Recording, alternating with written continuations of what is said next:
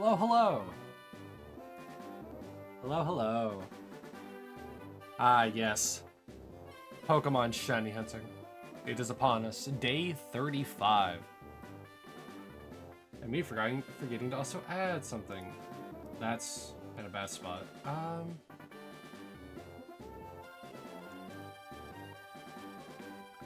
Let's see here. Last week we took a break. Like a very brief break. That's on the wrong counter. Took a very brief break from, getting the funny Pokemon shinies by doing something a little silly. AKA, going back to Fire Red temporarily. I also didn't edit everything fully, so sorry about that.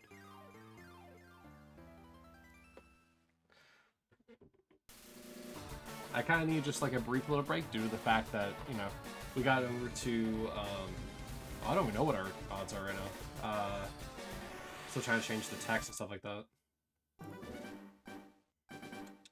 Counter.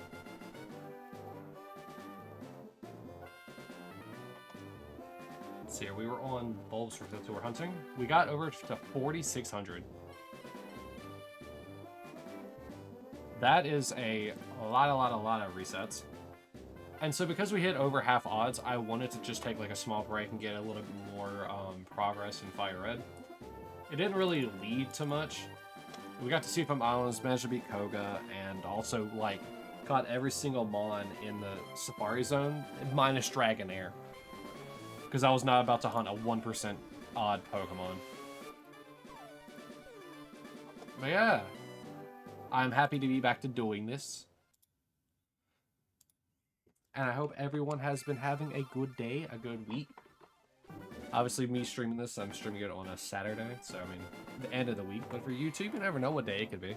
Still, though, how's your week going? Whether it be Monday or I think Friday are the 2 days that I decided to have the streams on. Hopefully, it's been going nice and swell for you. But yeah, today we got a nice little going back to this. I thought about making today's stream a little bit longer to make up for the fact we didn't really do any shiny hunting last week. But I figured, why not? Just go with the normal schedule. But, like, these past 2 weeks have been pretty, event-filled. Like, outside of, like, work, but with streams and stuff like that. Finished Eternal Darkness, finished Legend of Dragoon. Now, if only I could finish getting the shiny Bulbasaur or Squirtle. And the first reset is down the drain with nothing going on. Let's see if the sound plays. It did. And it counted. Let's go. We're still good. I still understand how this whole thing works, despite me forgetting to add other things back in. Ooh, hold on a sec. Let me see if I can move things around. So let's move you down. I want the recents to be on the screen. I'll just need to move them. And by move them, I mean put them like right here, maybe? It still feels kind of impressive.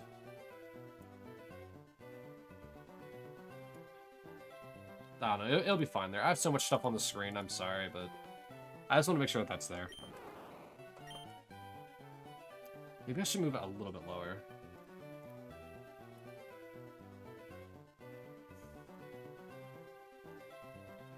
So that way it's not blocking the, Wait, actually, hold on a sec. Hey, over here could work. Then just shrink you down a little bit, and there you go. Now it's kind of also partially blocking the previous. Ah, yes. Design. It is a hard thing to fit so many things on one screen for no reason. It's also slightly cutting the frame, but oh well. It's not that big of a deal. But yeah, so the kind of like, not gamble, but the lottery for Bulbasaur and Squirtle is still going on. Which one will shine first? No one knows. Before I accidentally change the thing again. Also, so today we are starting off with Bulbasaur at 4,600, and we are starting at Squirtle at 3,627. So those are what we're starting at today. Let's see how deep I can get this number to keep going. Yeah, 100,000 red orbs essentially for free if you can guess what the correct shiny amongst the double trouble feature is. You know, Koki's the only one in Bulbasaur, and Sal and K-Pet are both in the Squirtle camp. However, right now, the, like, what people get is split amongst them, so if 5 people are in Squirtle, the prize does go up. But, essentially, it's split amongst the winners. As even as it can be. I was also working on, in the background, like, a new command, but I don't know if it's going to work, and I'm not going to test it. And by test it, I mean I'm not going to test it here on stream. I'm gonna let some of the guinea pigs do that. If any of them, you know, happen to not be busy today. Everyone seems to be busy today. There's a lot of stuff going on this weekend for a lot of people.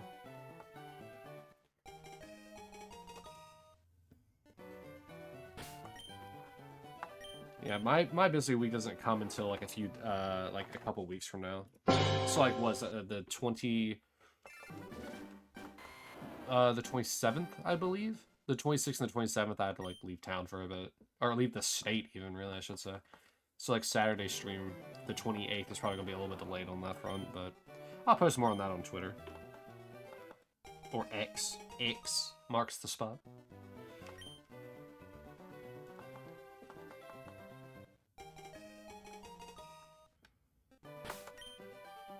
But regardless of if I'm late or not, we'll still try to go for the 4 hours, depending on what time we get back. We're going a state over to like 4.5 hours away, so it's gonna be a fun little trip.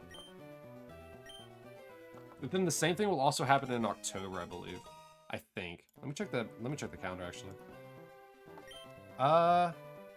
Yeah, so October, it's not October, it's really November, but like, Halloween, the 1st and 2nd of November, I also will not be here at all. I'll be coming back on the 3rd, so the 3rd stream, I don't even know if there will be one, but there will be no Pokemon stream on the 2nd, so I can already safely tell you that. But maybe also not on the 3rd either. It depends. I don't know, what specifically the 3rd is going to look like, because we will be coming back, but outside of that, I don't know if our travel companions are going to be hanging out with us at the house, or if they're going to be heading back home themselves. So the 3rd of November is also still up in the air, but I can guarantee the 2nd will not have a Pokemon stream, which means the following week we'll probably do another double feature of Pokemon on the weekend for Saturday and Sunday. Because I like to, you know, be consistent on this. If I miss a Saturday, I want to make it up on the following Sundays. Because, I mean, we're already at, what, day 35, I think is what I said at the top? And having so many days of doing this.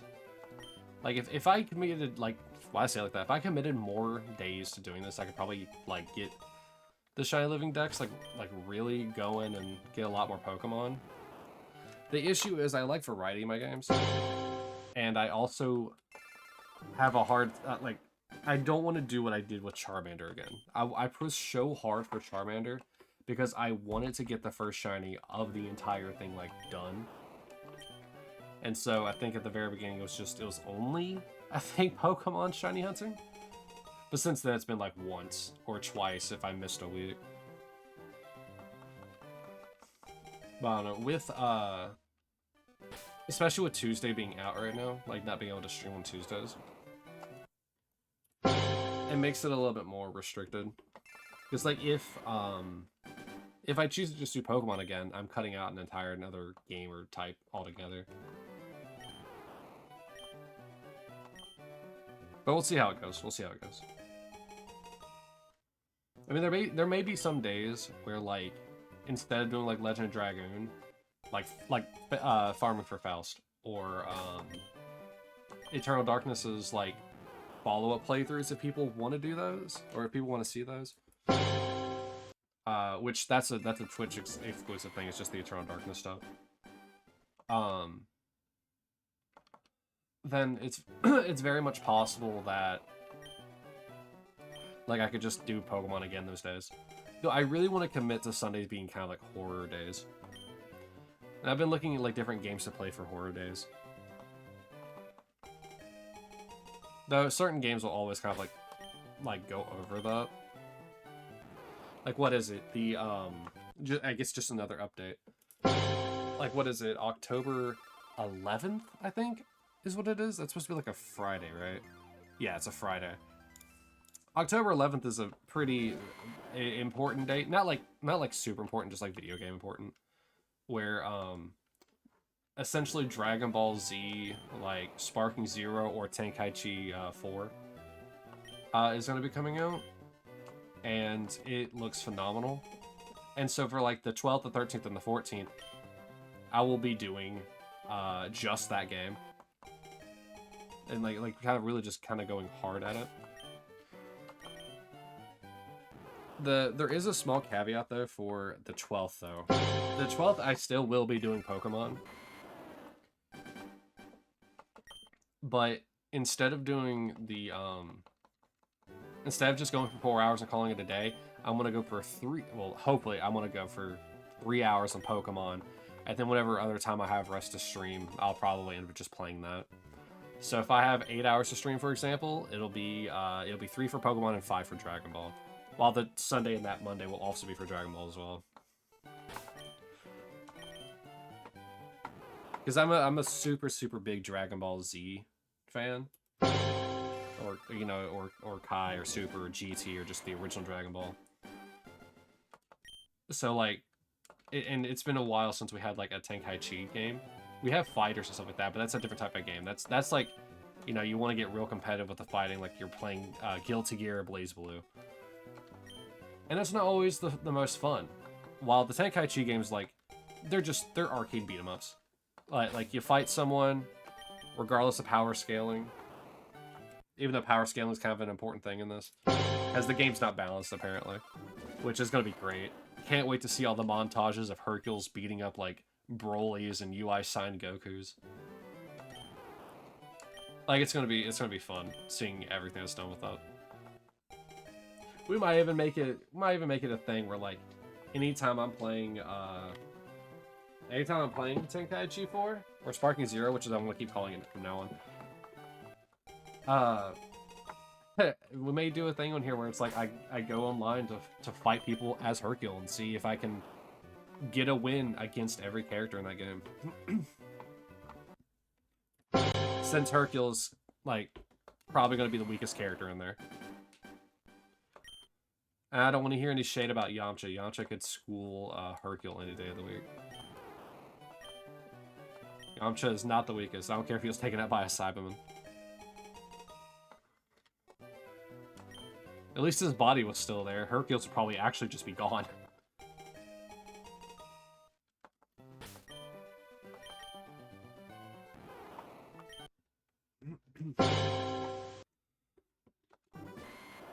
Oh yeah, I forgot. I was wondering like why my clicks were coming through. I don't have my wavelength on.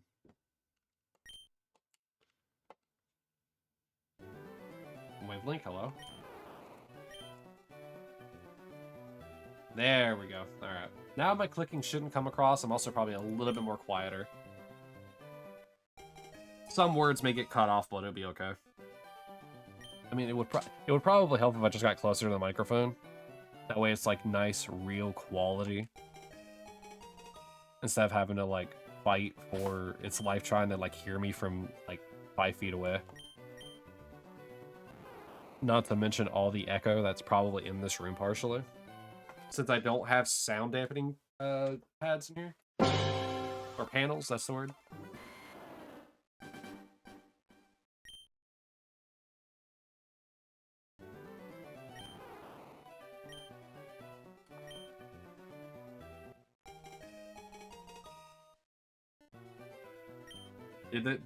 So I'm kind of also like just thinking about starting the Zero now.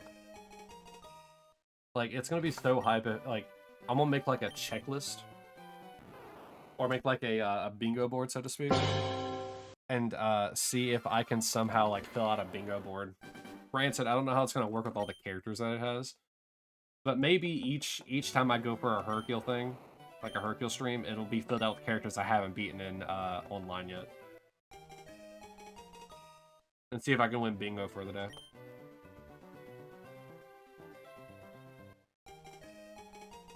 It'll probably just be like a continuous like Hercule challenge kind of thing. And then what will probably end up happening, because I don't edit too many videos together, I usually just take the streams directly and just like upload them to YouTube. But I think what I'll do for that is for those, if I decide to do the silly Hercule challenge, I think what I'll do is I'll probably like still record it all, but I think I'll actually do some video editing for those. To like have the have like an actual like video set up for it if I happen to get any Hercule wins.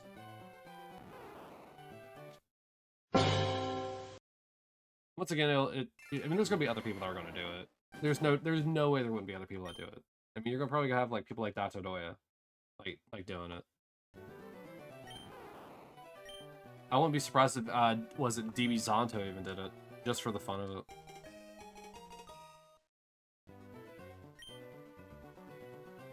Oh, I wonder if the achievement list for that game has been released yet. I really should check that. Alright, so we already have 42 checks today. Let me see if they have the achievement list on there yet.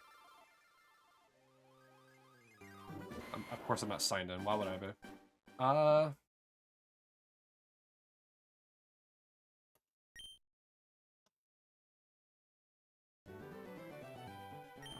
I am not seeing it. Oh, nope, there it is. Hold on. No, they're not released yet. There's no achievements listed for it yet. That's a shame, really. Oh, well. We'll see how well that goes, though. I should probably keep an eye on that list. Be like, alright, when's it coming through? It's still a month out. So, like, I'm not surprised that they don't have it, but sometimes they do get them early. Oh, no nickname, no!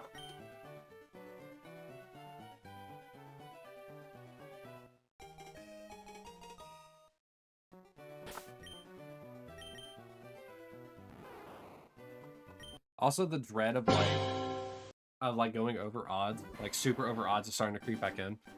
Because of the fact that I've been seeing a bunch of people on Reddit being like, oh my god, the poster was like a little over 8,800 for theirs, which I know is just slightly over odds. Well, it's really just slightly near odds. But like there was somebody that was in the comments with it saying like, yeah, I'm still doing the hunt and I've been at over 30,000, and it's just like, Jesus. I couldn't imagine doing 30,000 resets. I mean, even cumulatively right now, I haven't hit, I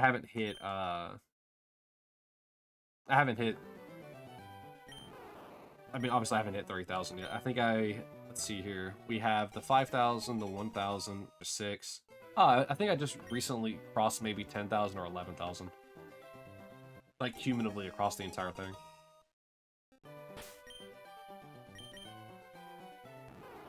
And I'm not including the far-fetched resets I was doing very sillily.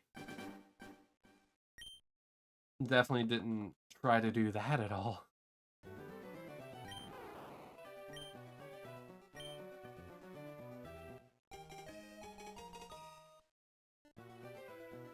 I mean, who would try to shiny farm a traded Pokemon?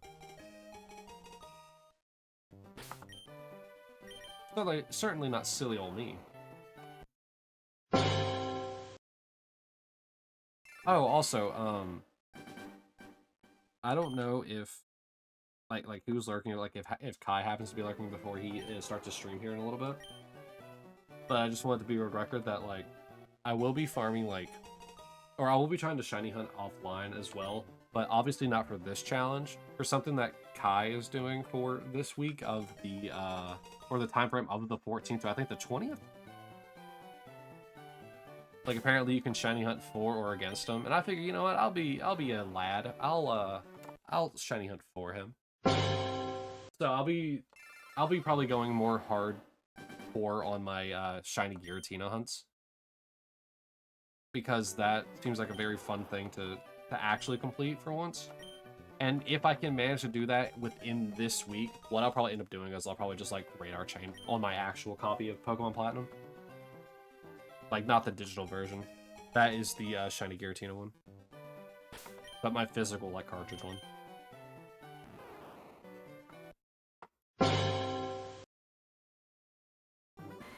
Maybe that'll bring me some good luck. Maybe what would also bring me good luck is, like, doing this game series more than once a week.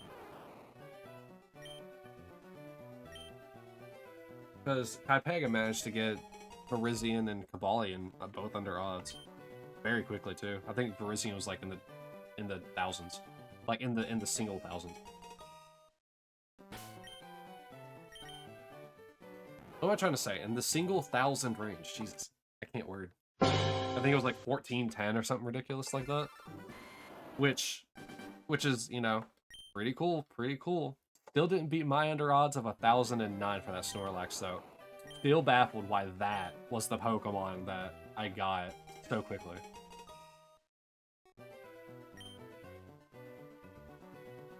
Ooh, also in lighter news, for funs and giggles, I decided to start playing Pokemon Yellow.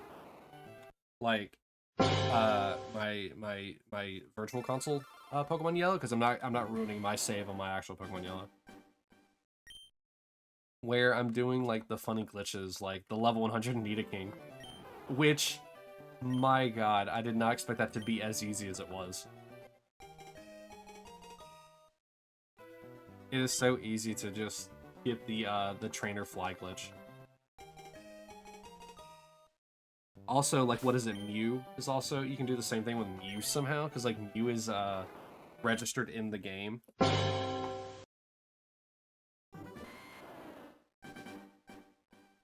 Which is crazy to me. And apparently, if you do it that way, you could actually get a shiny Gen 1, like original Gen 1 Mew. And I think Mew was only ever distributed Pokemon, so the fact that you can glitch a Mew into your game and also make it shiny is the goofiest thing. But I also found out there's more than one way of doing it. So like you can do the trainer, but no, you can do the trainer fly glitch. Or you can do some very like convoluted, like, it's like I don't know what it's actually called. I'm just gonna call it script execution because I can't remember what it's actually called. But like you end up getting like a glitched item where if you have items and Pokemon in certain places in the right order and with the right quantity, you're able to like do like some really funny shenanigans. Like other than like the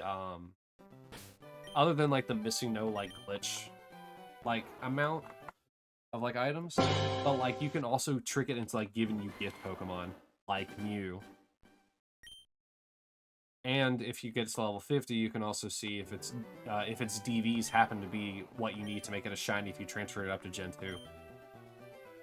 It is super, super convoluted, and I want to do it. Just because I want to show that just because I want to show myself that I can do it.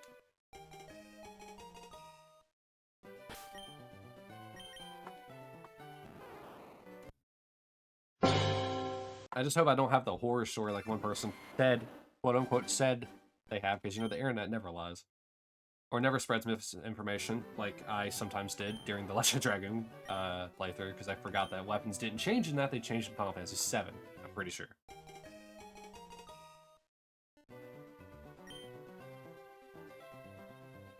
Also, I think, I had a Resident Evil 4 stream that I didn't record. This was, like, before I started the Living Dex. Where you're in the mines, right? I think it's in the mines. I don't remember what part of the mines, but, like, you're in the mines. And there's, like, a section where, like, there's dirt falling from, like, the top of the tunnel. And, like, I always thought that they could just randomly drop Spinnels, which is one of the treasure items you can sell in the game. I found out that that's not the case. They just drop one time and they call it a day. But my childish mind, whenever I first played that game, I think at like, 15? No, I was younger than 15. Maybe 11 or 12. Let's see here. I would have been in Would have been, yeah, would have been in middle school. Wherever that range is. I was gonna say 11 to 12. But like whenever I played it there, like I was just kind of like standing in place under one of the dirt mounds, and then a spindle popped up. So I thought they had like a chance of like spawning randomly from these dirt piles from the ceiling. Nah, it just turns out that they do drop. It just takes them like a moment, and then you only get that one. I also found out that through playing the GameCube version, apparently they're either just not there, or they take longer, or something. Making the GameCube version also different than the PlayStation 2 version is crazy. But also, speaking of that, I don't know what it is. The GameCube version of Resident Evil 4 is so much easier. Like, significantly easier. Like, it's like playing on easy mode. Like, I got to Sadler, the final boss of the game, with my briefcase full of, like, I don't know, like 9 first aid sprays, 2 green-red combos of herbs, and like 1 full container of green, like, oh god, like I had the broken butterfly, like essentially I shouldn't say essentially, I had it maxed out. I had like 2.5 full things of like Magnum Reserve ammo, like 5 or 6 full amounts of like shotgun ammo, I think 2 or 3 TMP ammo, that was like 2.5 full. Almost 2 full things of like handgun ammo. It was ridiculous. I had so much stuff. I had like almost 2 grenades of each. It was ridiculous. I had so much ammo for a fight. And all I used the entire fight was the Magnum and killed him with the last shot that I had of it. It was so ridiculous. Granted, I was on normal. It's probably harder on professional, but I don't think it's gonna be that much harder. Because I know for a fact I hit the max difficulty auto adjustment that game has. Adaptive difficulty.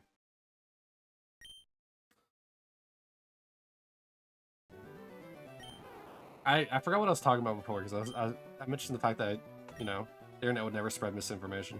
Oh, never mind, I remember now. So to jump back, the Pokemon Yellow thing, like doing this like silly script thing execution. One person in the comments of the video was like, oh yeah, my save got wiped from doing it. Or from attempting it. And I'm just worried that that's gonna happen. Granted, all the other people that we're talking about were like, what are you talking about? It didn't delete saves. Even when I messed up, it didn't delete my save. I don't know what you're on, Willis. And for that, like, even if it's like fake and they're lying, it's just like, oh no, I am worried now. I don't want to go through all this trouble. My level 100 Nidoking that I 100% did not glitch. And in my glitch save of Pokemon Yellow. I don't want to lose it. I've bonded with it. It's my friend. Also, despite using this level 100 Nidoking, I'm still leveling up Pikachu for some weird reason. Oh, you know what? I think I know why. I think I remember my original reasoning. I was going to somehow find a way, some way to transfer that Pikachu up. I don't know if I can, but I was going to try to. Why is my phone brightness like maxed? Why?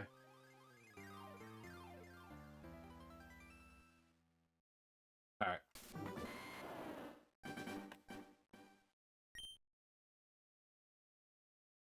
Never will I ever understand how people figure out these convoluted, like, glitches. Because, like, the order of, like, operations that you have to specifically do in order to get this shenanigan to work is so crazy.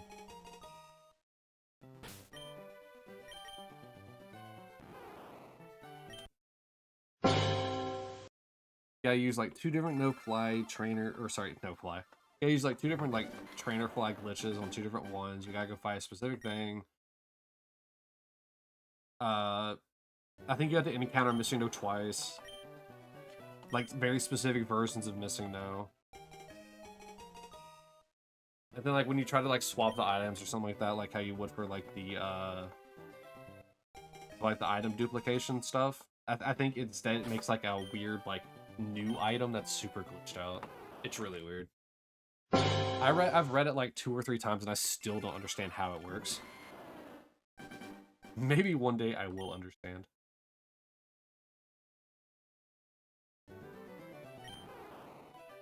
But also, I've been seeing a lot of people also doing like some shine manipulation stuff.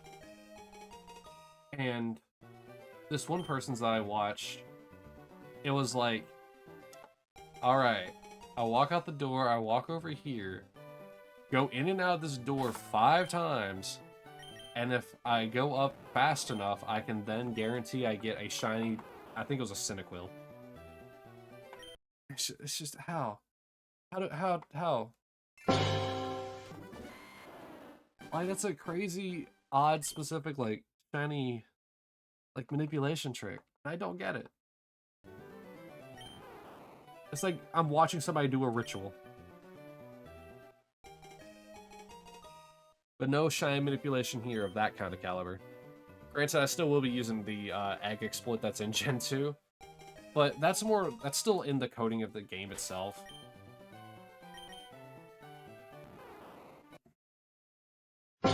That's not like me, like, you know, taking an item I shouldn't have and being like, hey, here you go. Here's a free Mew. That you didn't have to work for at all. I'll be doing that just for fun. I would imagine those don't count for the getting shinies for or against somebody thing that Kai's doing. I'm sure those don't count. It would be funny, though. Oh, wait, what? Why did I not open?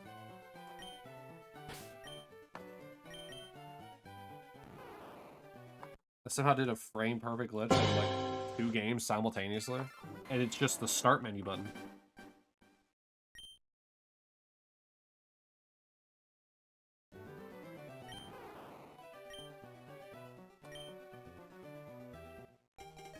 So, during the last stream, like I was talking about the fact that we got every Safari Pokemon except Dragonair, I am terrified now of the Safari Zone.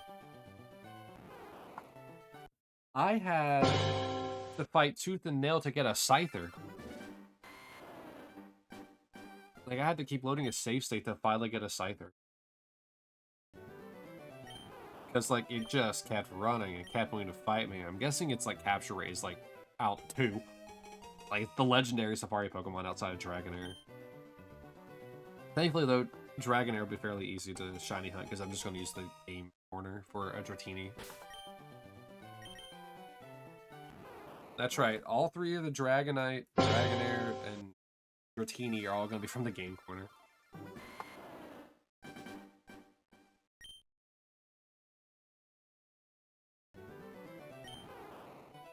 Technically, their earliest availability also would technically apply for there, but given that I didn't shiny hunt Magikarp from the person I buy them from, I'm not gonna do that. Also, I didn't know that was a thing until well after that, because somebody was talking about it in chat.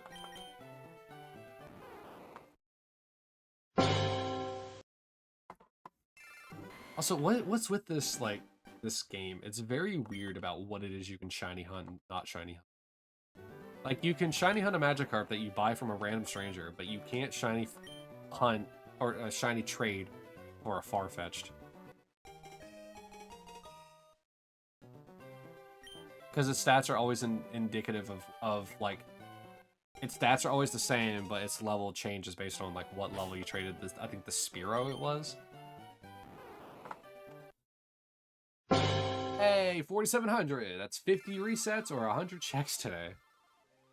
And we're only half an hour in.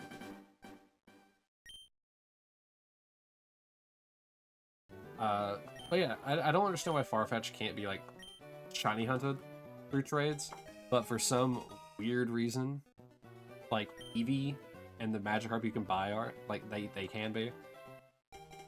No, it's gonna be a nightmare. I already know it to get Flareon, Jolteon, and Vaporeon. I almost said Espeon. I still have, what, 2 games for that? Because I think, is it Gen 3 that Espeon and Umbreon came into play? Gen 4 is Leafeon and Glaceon.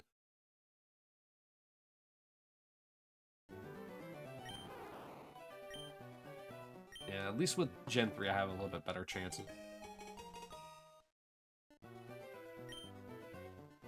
In that they're technically that they're on frames, which is really cool. I think it is kind of cool that they're like based on frames rather than this. It still very conveniently evens out to being roughly the same odds anyway. But I'm not going to be happy with hunting in Emerald. Thankfully, I only have to hunt a handful of Pokemon in Emerald.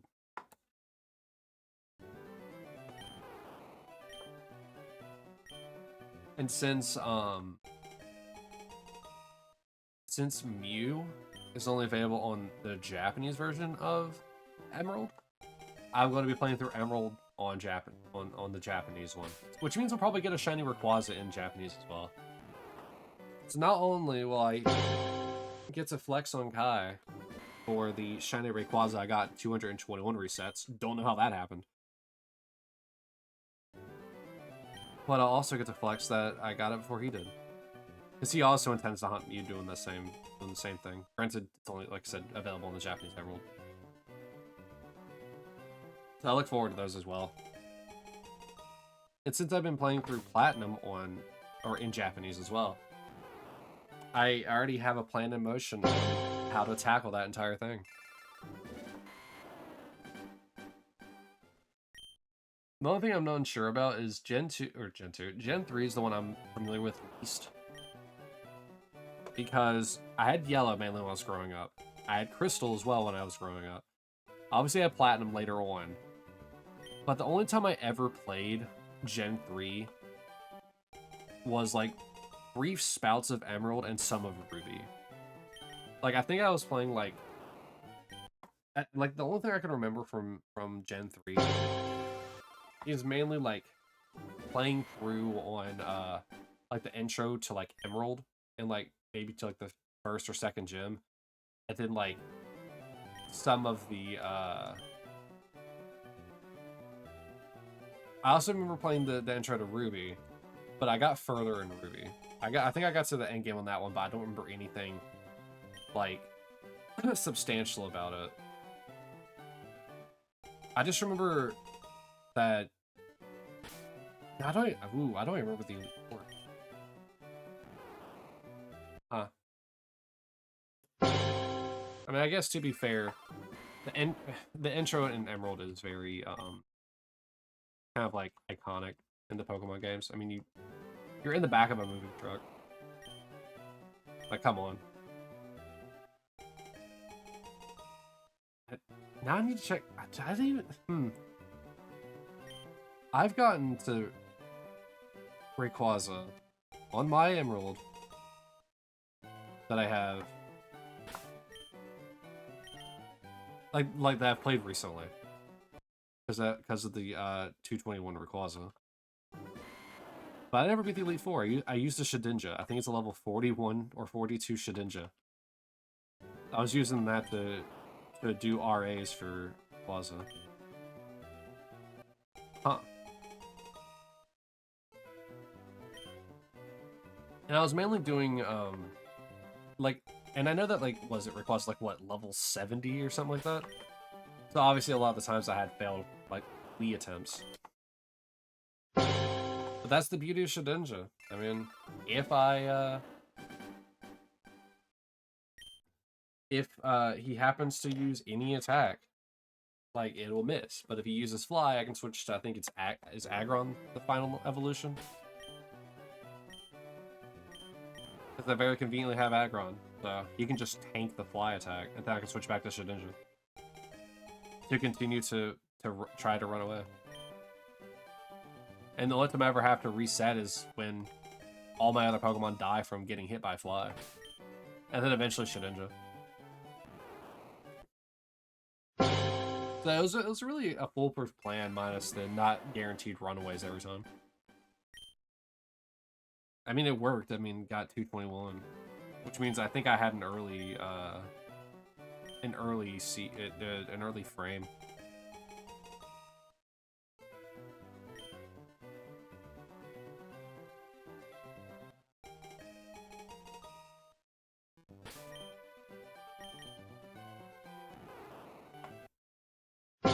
Just glad that Emerald's the only one that has that issue.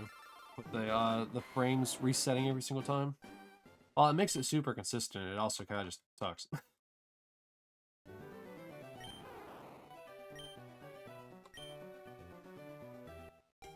Because if I kind of like stick to my rule of like, it's really like a soft rule. It's not like a thing I have to do. But like, it would be kind of cool to like get a shiny starter for each of the 3 games up until, you know, Black and White. Granted, I'm trying to do this in the 3 hardest gens to do it. Especially with Emerald. But, oh well. Emerald's resets would be kind of goofy, though. Because, like, if I was to hunt in that, I have to do a reset, but then I have to wait for a random amount of time each time to see if I even get it. While in Ruby and Sapphire, I don't have to wait at all. So it's just like, what do I do? What is the goal here? How do I functionally do this without, like, losing my mind? But also, I think with Emerald, it's only... If I was to do the starter, it would just be the starter, Mew. Oh, no. Ooh. It's gonna be the starter, Mew, Rayquaza, and Deoxys. Well, maybe. It all depends. I don't know which form of Deoxys I'm gonna go for, because there's one in these games I'm playing right now with Fire Red Leaf Green. There's one in Ruby, one in Sapphire, and one in Ruby or Sapphire, and I think one in Emerald. I think that's how those work. I need to look them up again. But it's like different forms based on which one you get it in. And if I don't know which form belongs to what. If I had my laptop open, I'd check, but I don't actively keep it open while I'm doing this.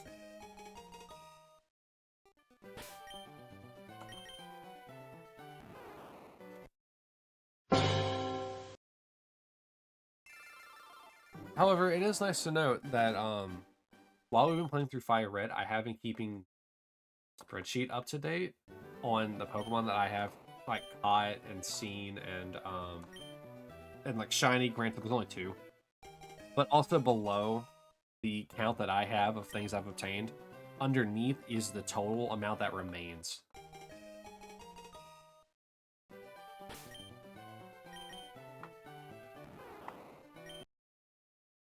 I keep hearing a bunch of noise.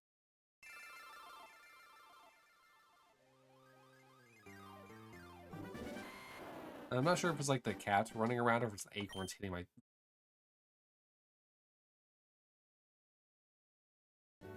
Or if it's like the neighbor, I don't know, pounding away on a deck or something.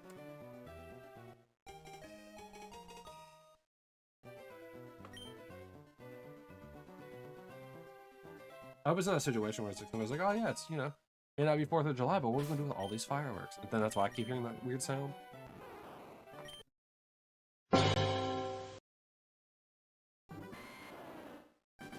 I don't think it would be anything else, but who knows?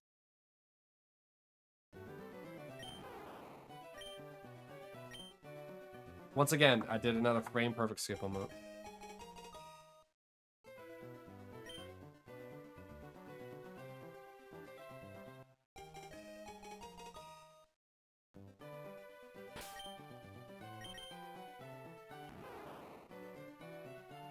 I was about to ask, how can I tell that I'm hunting Bulbasaur? Like, is that the actual shiny down there, or is that just a Bulbasaur? I figured it out. It is the shiny.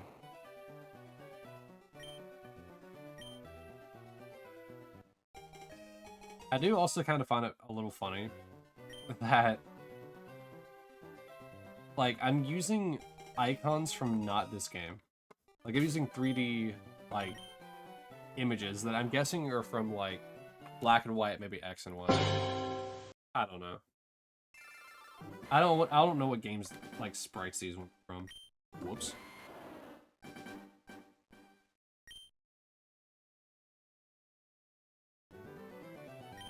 All I know is I like the way they look, and it gives a little bit of movement on screen.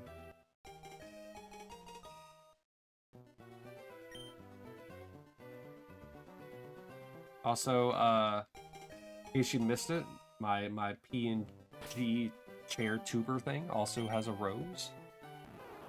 Don't worry, it has been dethorned. There will be no blood on the stem of the rose. Well, I guess I really should say stuffing. Foam. That's what it. Foam. There's no foam padding on the rose because I'm a chair. The only reason why I'm a chair is you know, people always love chair cone, you know.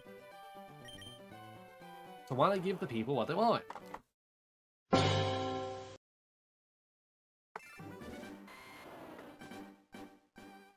I am impressed by how many resets I can get if I just focus. Not even an hour in, we're getting real close to 150 checks.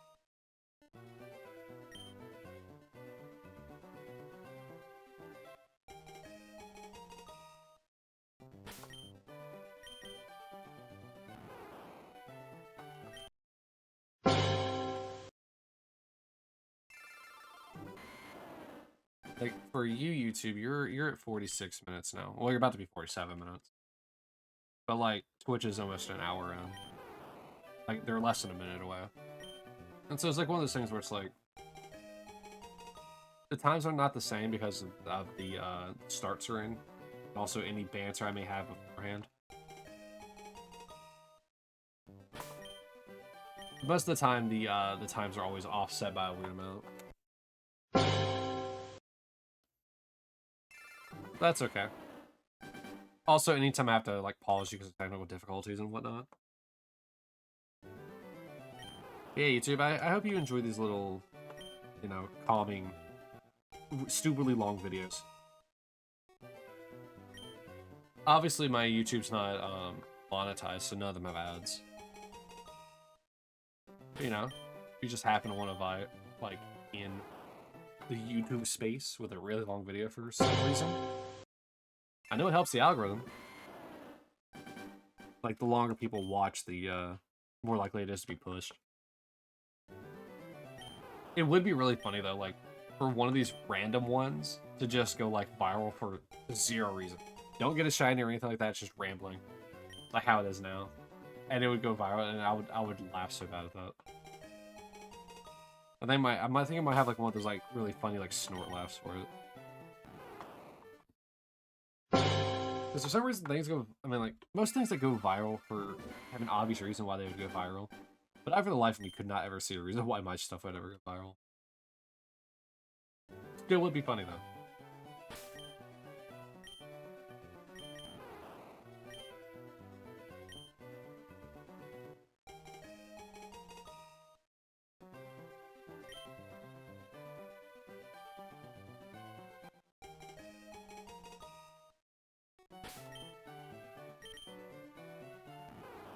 And I'm still hoping one of these females are shiny. You gotta have another female shiny to match the Charmander.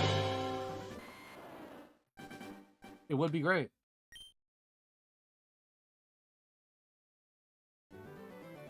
But I'm also concerned that one of these two are going to go over the 58-12 for Charmander.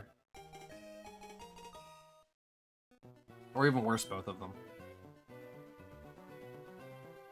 That's how full out shinies work, man. They are notorious for being stubborn.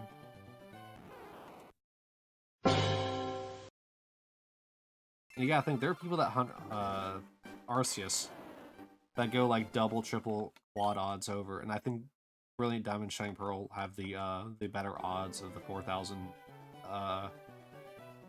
What is it? It's 8,196. Oh, why am I blanking on it?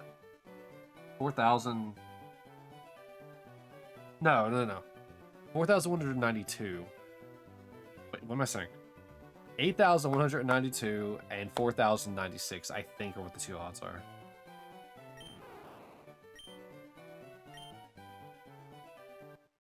There's so much information jumbled in my head And because I have ADHD, it also jumbles it even further when I try to recall it. Which is probably why, like, I spread accidental misinformation.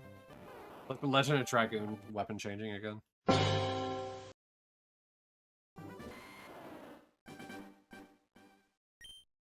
It would have been cool. You know, imagine if they remade, or do like remake, or even, you know, a remaster of a Legend of Dragoon outside of Cyber Chains. That like the weapons actually changed, like they got their own unique art for which ones you had. It'd be really cool to like use the actual like Soul Stealer, like sword that you get that out of that stone that you fight.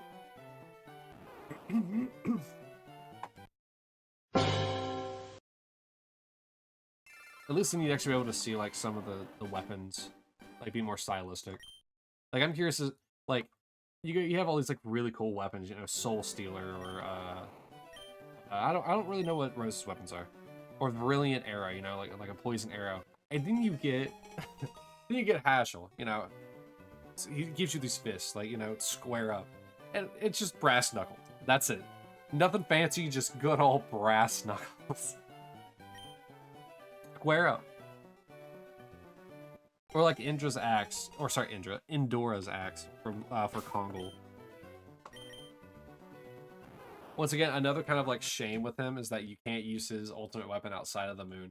I don't even think I used his weapon whenever I was fighting what was it? Melbu Frama? I think I forgot to put it on. I need to go back and watch it and see if I forgot to even put it on. It's like, alright, Dart has the best stuff, Mir has the best stuff, oh, she died. Kongol has the best stuff, not even thinking that about Indora's axe, which you get whenever you beat Indora, and also are supposed to get the golden Dragoon Spirit if you didn't buy it in Lohan.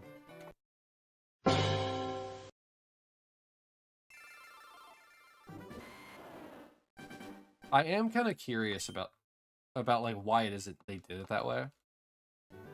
I mean, in theory, it makes sense, like, storytelling-wise, why there's quote-unquote 2 of them. Because the way that you get it, you know, story-wise, is you go into the moon, you have all these flashbacks from your past. Kongol challenges Endora, beats him, but because he was also happened to be the, you know, Dragoon at the time and have the stone, like, it makes sense that, you know, he takes it then. But, like, if you buy it in Lohan, which would make sense if Endora had the stone, you know, and then the Gigantos were taken out, like, why it would find its way into being in a merchant area. But, like,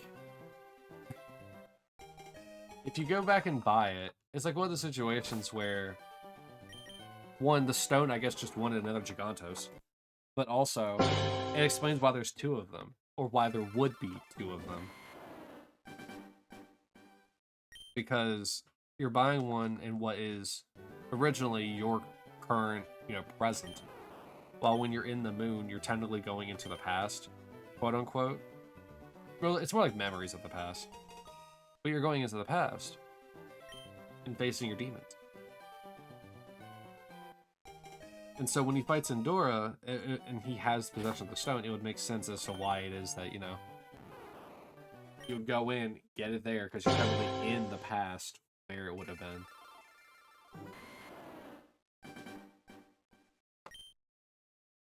Though I do find it kind of funny that, oh, I'm blanking on it. Was it Dole or Diaz? I think it's Dole. The person that we had to fight for Albert, like in his story section of it. It's funny that he still has this, like, very dark hold kind of, like, I'm evil, like, throne room. And no one had any questions about it. Yeah, it's perfectly normal. He wants what? Dark purple flames. 6 of them. I think it was 6. 6 of them. Maybe it was 8. And this evil-looking throne? And he's not evil, right? Of course not. He wants it to be how long? He wants holes on both sides of the chair. How deep? Oh, like you know, cavernous voids? And we're 100% sure he's not evil. Alright. If you say so. Still seems pretty evil to me, but alright. Like, it's just really funny.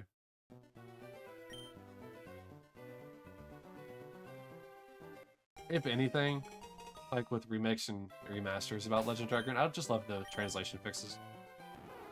There's so many quirky like dialogue setups in that. When I young.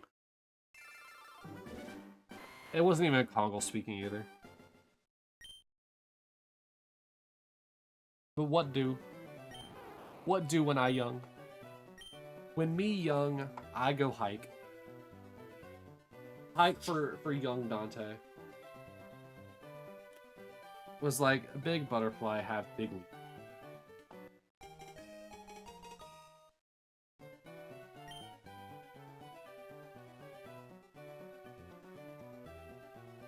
Alright.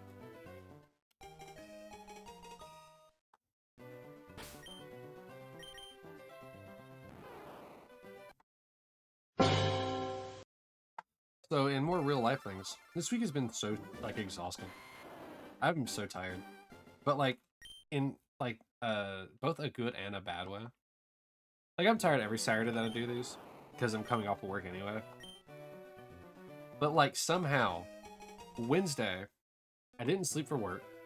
Went in, got off, came home, stayed up till like almost noon.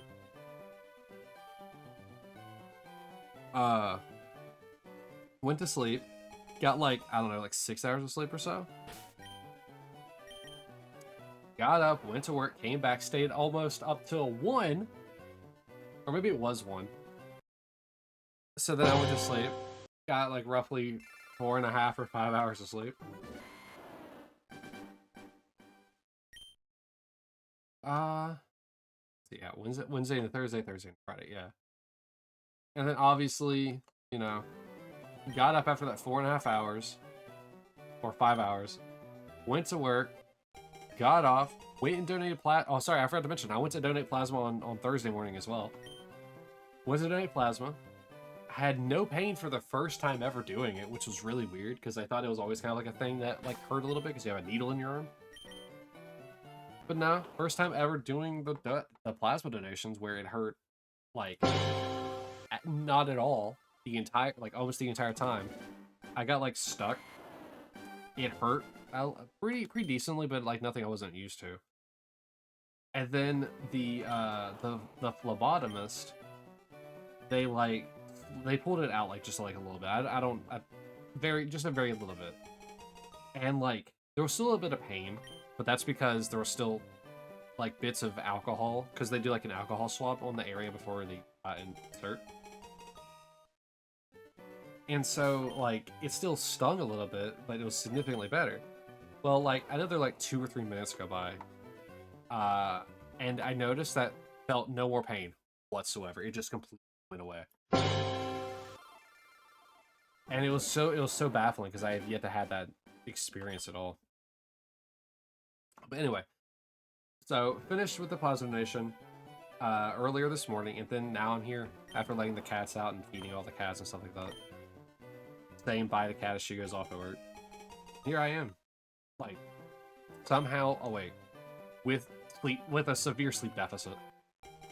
Because you're supposed to get 8 hours, and I think I have a cumulative 10, so I'm like 6 hour deficit right now.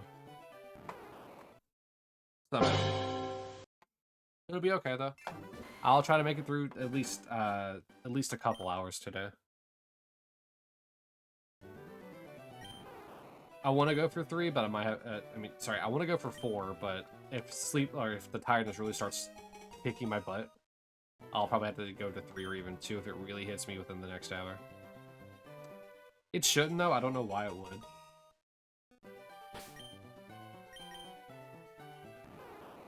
But I want to get the shiny. I want to get it. And we're also fast approaching 200 checks. Also, hold on a sec. Let's look into that. Alright, give me just one moment. I gotta check something.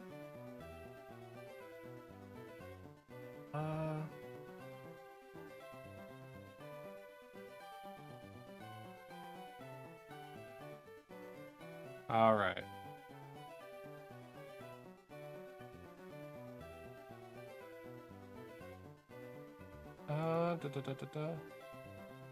I'm trying to check something real quick.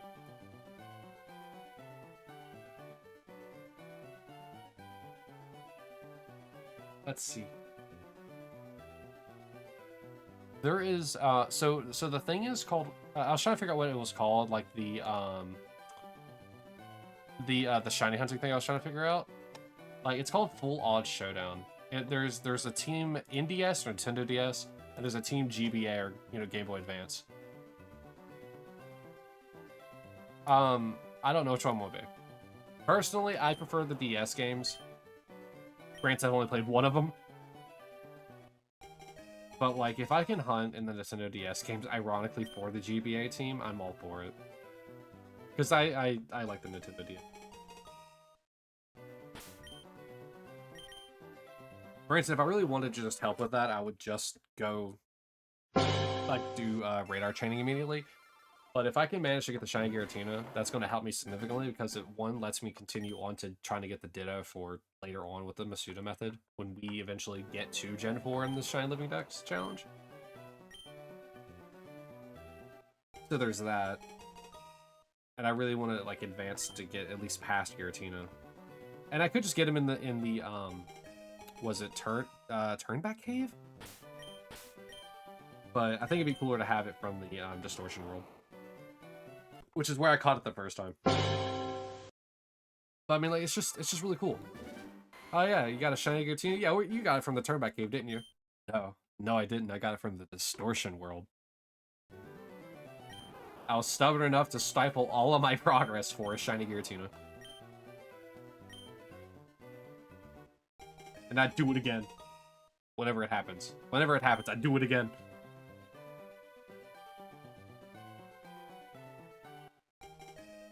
So I probably should ask about the rules for Full Odds Showdown. Actually, you know what? I could probably look it up. Hold on a sec. Let's see if I can do that real quick. Let's see if I can look up what the Full Odds Showdown is. Is it gonna be? I'm just taking some plates real quick before I actually dedicate time to it.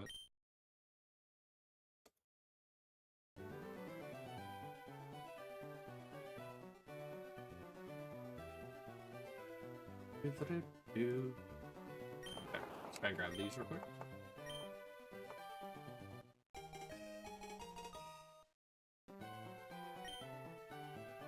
Oh, so actually it started yesterday. It started yesterday and it ends on the 23rd.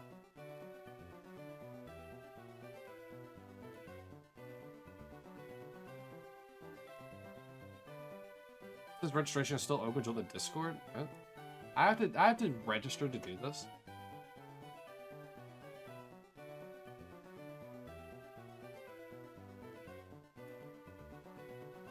Oh boy, there's like a whole lot of people for this. Like, this is really cool. I mean, I only recognize a handful of names on both sides. So like, I can recognize 2 on one side. There's 1. I know he's here. Where is he? 2. Oh, so I only have 2 on each side, and they're both... That's funny. Both are people I recognize. So what are the rules for Full Odds Showdown? I don't want to have to join a Discord in order to do it. Alright. I have so many Discord servers already that I'm a part of, I don't want to have to join another one.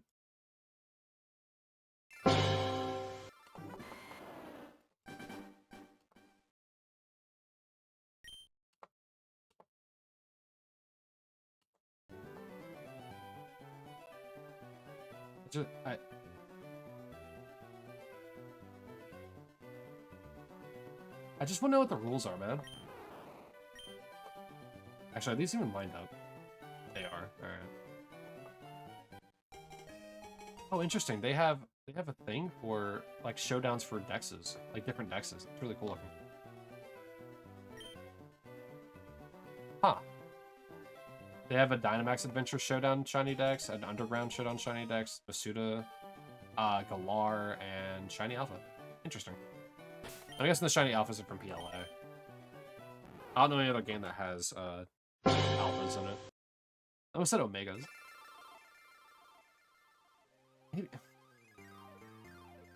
Maybe I should just go to their Discord server and see what's like.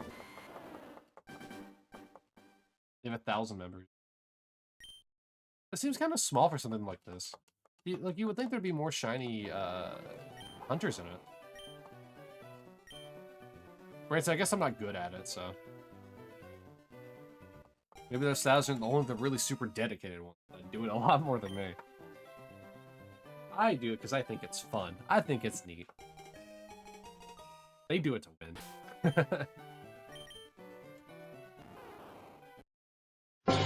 So if I really wanted to know what like the whole rule set and everything like that was, I could just go ask Kai. But I can just do that later. However, I am kind of curious because they also have a Twitch. But they're not streaming. Interesting. Oh well.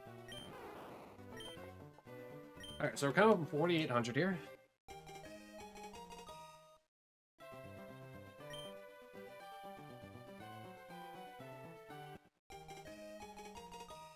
Come on, Pokemon. Give me one early. Sorry, give me a third one early. You've given me one early. You've given me 2 early, actually. Give me a third. You know what, just keep it going, please. I beg of thee.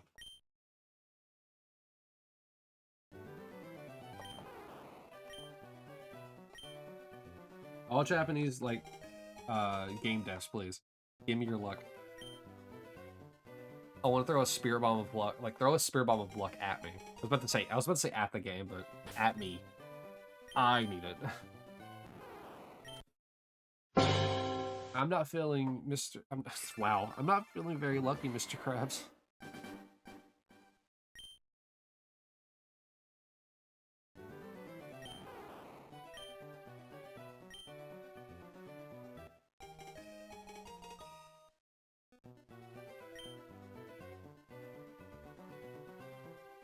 Maybe in the future, I'll participate more in the Shiny Showdown stuff. There's so many that happen though. Like there's one like it's called like Safari Week, where you get like just a bunch of, like you just focus on hunting Pokemon in the Safari Zone, which I am terrified of the Safari Zone now. But yeah, let's go. 4,800 resets, which also means 3,800 resets for Squirtle. Poor Squirtle. Like the moment that I started like shiny hunting it, like I think whenever I got the when I got the Charmander, because I think I was dual hunting it. I don't even remember what happened on day 17 when I was hunting and when.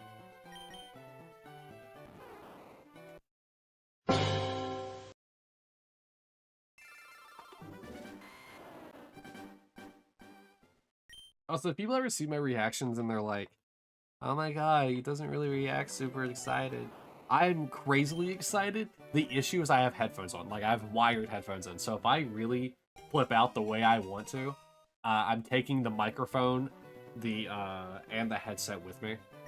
And not in a good way. Maybe even the boon arm as well.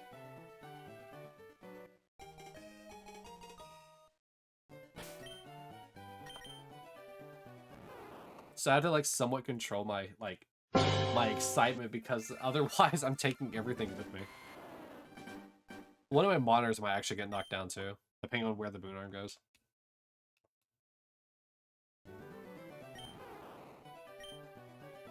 And I don't feel like losing any of these things right now. Especially since I really like this headphone. Wait, huh? Oh, right, I forgot. L equals A on that game. I don't actually know what these headphones are called. I just know they're Razer branded. And they're blue. Yeah, nice shade of blue too. Kind of like the... It's like a... When the light hits it, it's like very similar to like the Pretzel Rocks like name. But otherwise it's like a darker blue.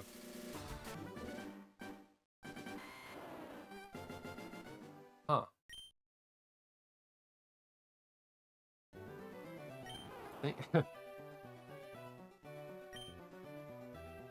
think I accidentally, like, gave myself a lip bleed. I was just, like, biting on, like, my bottom lip. I think I accidentally made myself bleed. Whoops. It could just be raw, though.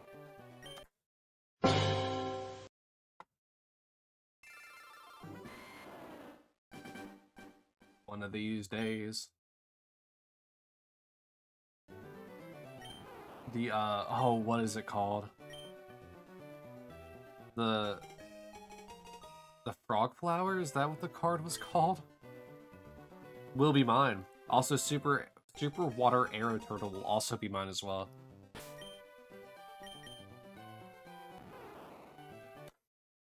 Hold on, how many letters is that? Super water arrow turtle. Oh, that's fine. That's well SWAT.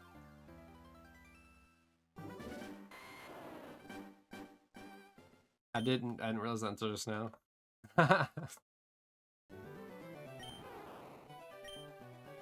That's it. That's what it's getting its nickname as until someone like wins the red orbs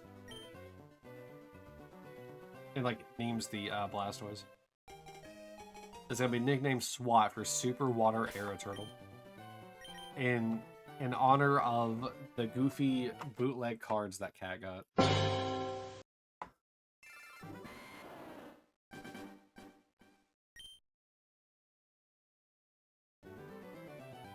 I probably got to rename the Charizard to Shining Charizard or something like that. Not even Shiny Charizard, Shining.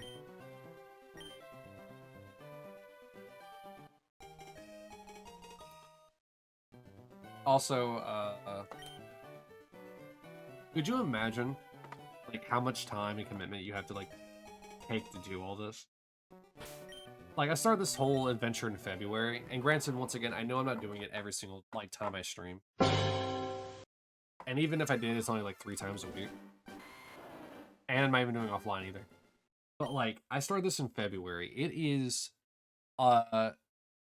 is September 14th, and I have 2 shinies. Like, granted, I know I could make this significantly easier if I just play one of the newer gen games.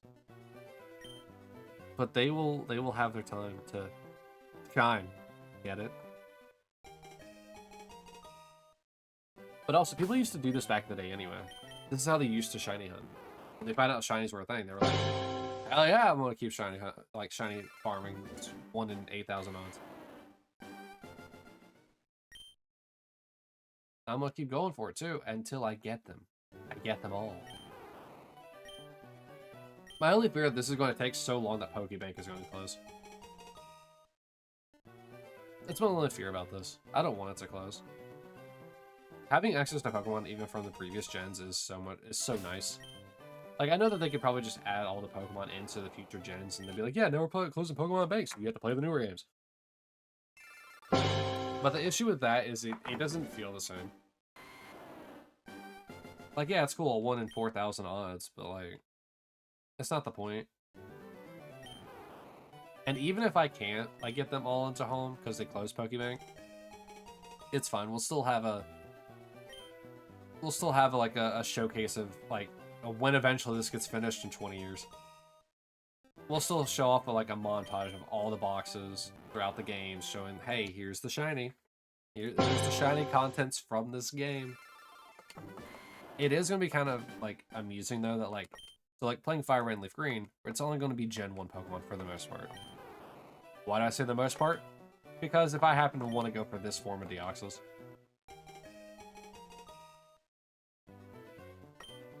which I might have to grind towards as well.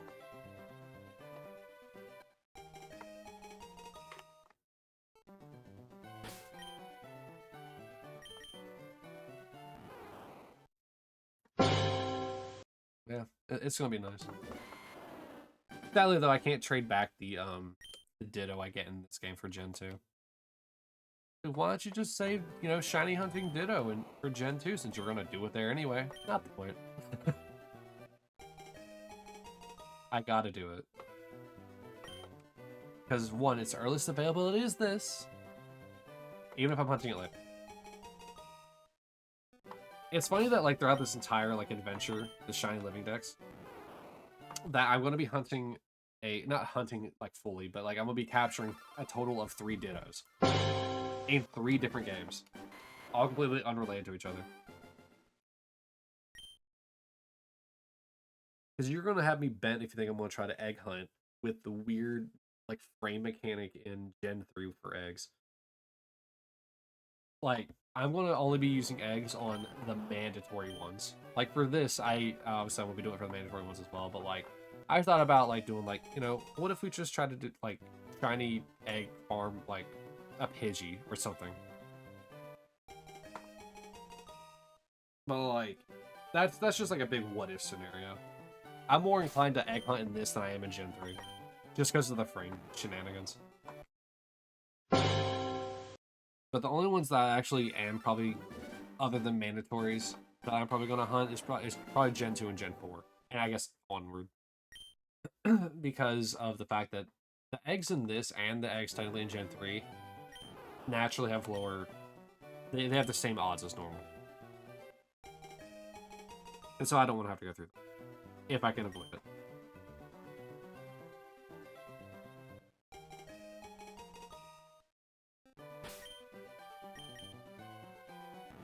I am not gonna have fun post-stream. When I do egg hunts, any egg hunt, I'm gonna have a terrible time after stream. Because now I have to then delete, or not delete, after then release all of those Pokemon. Also, I can't multi-hunt those, now that I think about it. I mean, I sorta can, but I can't truly multi-hunt them like I'm doing this. Because since the eggs are determined on pickup, it means that I have to essentially, like, hunt once in each game. If I want to be as optimal in this, I have to have 1 Fire Red and 1 Green if I ever do egg hunts. Well, sorry, when I do egg hunts for the starters. I absolutely have to. Because otherwise we run into a problem where, like, the eggs are going to be hatching the same thing on both games. Like, if I was to have, like, 2 Fire Red and 2 Leaf Green, because I'm hunting, say, a Squirtle or a Charmander, I can only... both of those, like, games are going to have the exact same... No, they won't. If I have different saves, they won't. Huh. I'd have to have different saves, now that I think about it. So I guess I could. It's gonna be a little bit tedious to have 4 different saves. I could do it, though. If I'm really that desperate, I could do it. It would essentially just be like making the save that I have now, making a copy of it, putting it in a different folder, and starting it.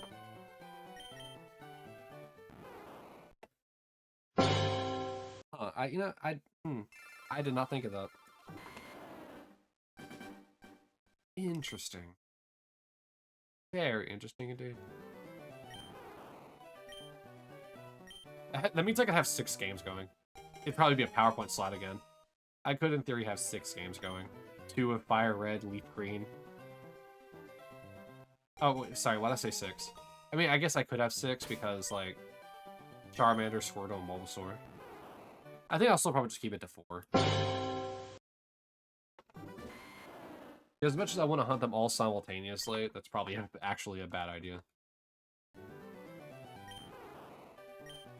What I'll also probably end up doing is something where,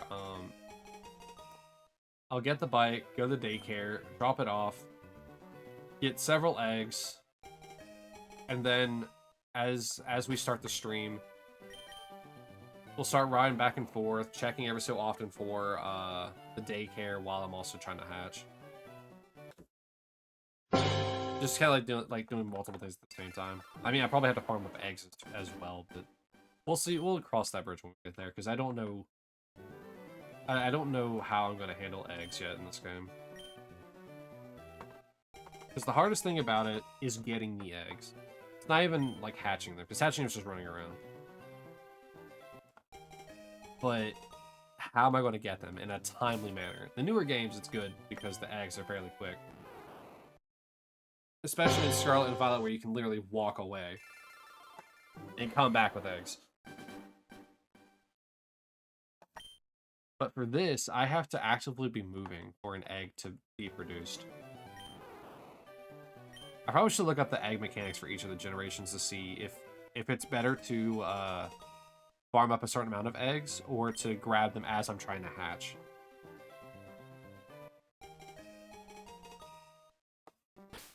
Because I would imagine both of them have their pros and cons.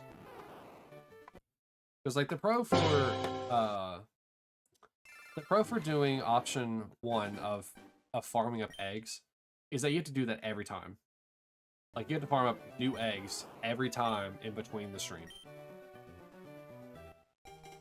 Versus if you do option 2, where you're hatching as you're also collecting more. The con to that is that once in a while you absolutely have to go back to the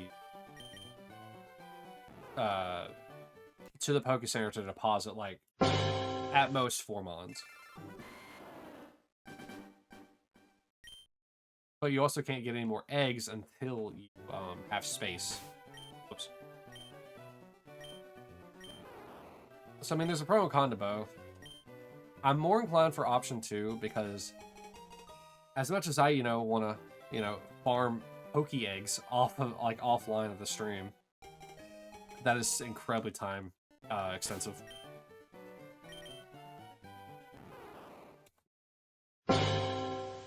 And I don't know about you guys, but I do not have the time that I did it as a kid, where I can just hang out on a game for 5 extra hours trying to get 3 boxes worth of eggs. I mean, there is the option of doing both.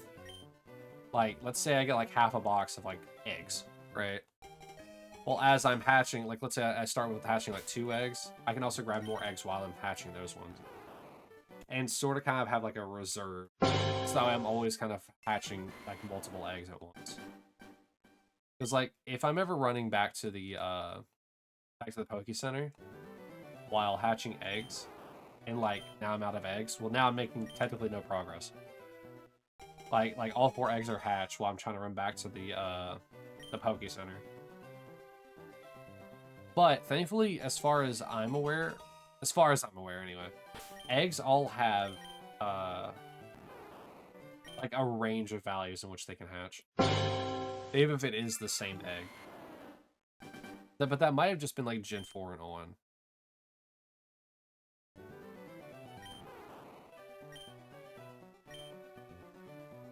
I didn't really do too much in like info searching on how like about egg hatching itself. Just mainly about Masuda method and like how it works and stuff like that. But I didn't actually look into the egg mechanic itself. But I think they have a range. Because I think the Manaphy eggs also have a... I'm basing this information off the Manaphy eggs, which is probably not a good thing to do. But I know the Manaphy eggs have a range of steps.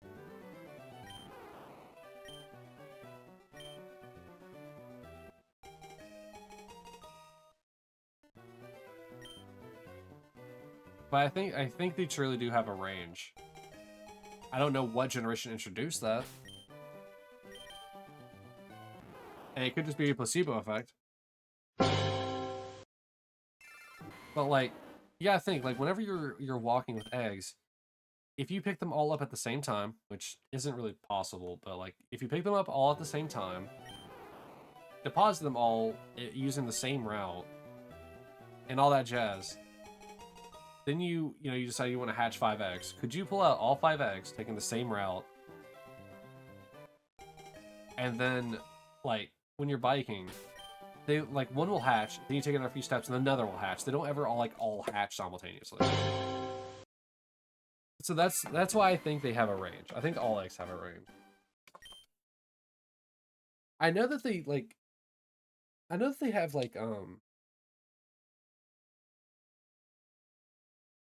like different ranges as well on top of that. So, like, let's say Togepi is like 1,000 steps. But like Bulbasaur is like 6,000 steps. Like, even within that, there's also a range. Like, Togepi could hatch in 800 steps, or it could hatch in 1200 steps instead. Like, something like that. But I know that they have different, like, step ranges already. I think that within those ranges, they also have a range. And I'm just doing that based off of Mana Fee. Eventually, I'll look up to it whenever I actually have to go egg hunting. Similar to, like, figuring out which is the better option. Option 1 with the boxes, or option 2 with picking up and doing it as I go. Like I said, option 3 is probably the best one, doing both. But until we get there, until I look at the information, it's going to be hearsay and just information from me. I don't know, I like, thinking about it logically, option 3 is probably best, probably the de facto that everyone probably uses. Because it gives you a buffer, like I said.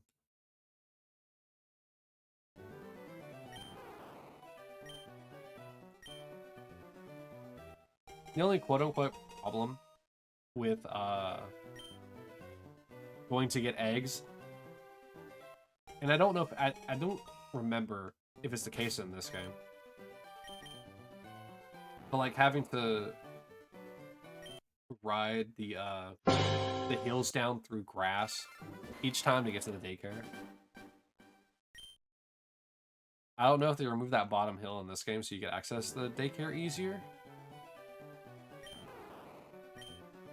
but I'm pretty sure you had to do that in yellow. But that's why it's annoying, because you're going through patches of grass, you may run into random Pokemon. It'd also probably be a lot faster if I have cut, so I don't have to loop around in that one house.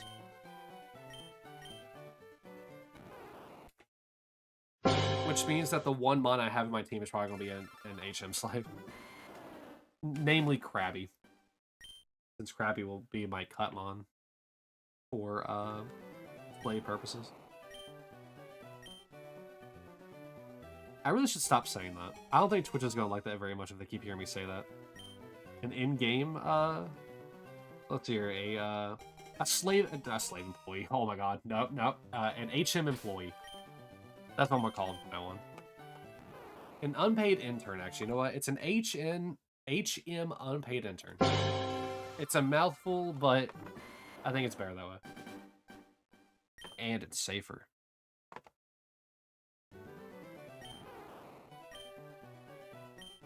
But yeah, with my my unpaid intern being Krabby, it should work quite well. I'm just going to level him up a little bit so that way he doesn't accidentally get killed. Last thing I want to do is white out while I'm trying to like shiny hunt eggs.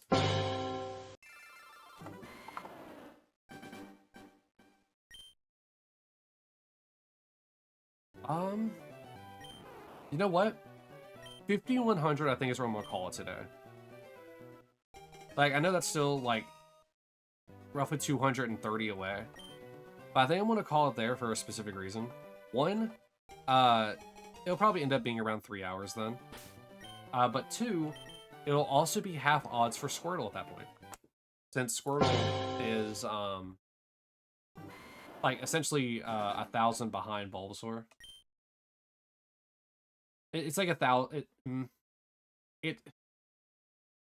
It's a very odd number. I had to like do math on it, because it's not really 1,000. It's more like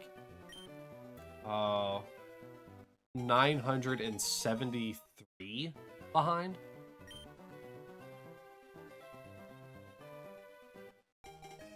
So 5,100 is a nice even number for Bulbasaur, and it also puts Squirtle at half odds. So I think that's where we're going to try and get to today. I have to like pick up the pace on it. We have 250 checks, or 272 checks so far today, and roughly an hour and a half for YouTube time. So yeah, I think right around the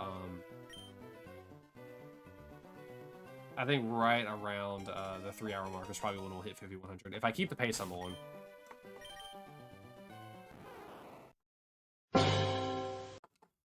Man, rambling is a thirsty work, I tell you what.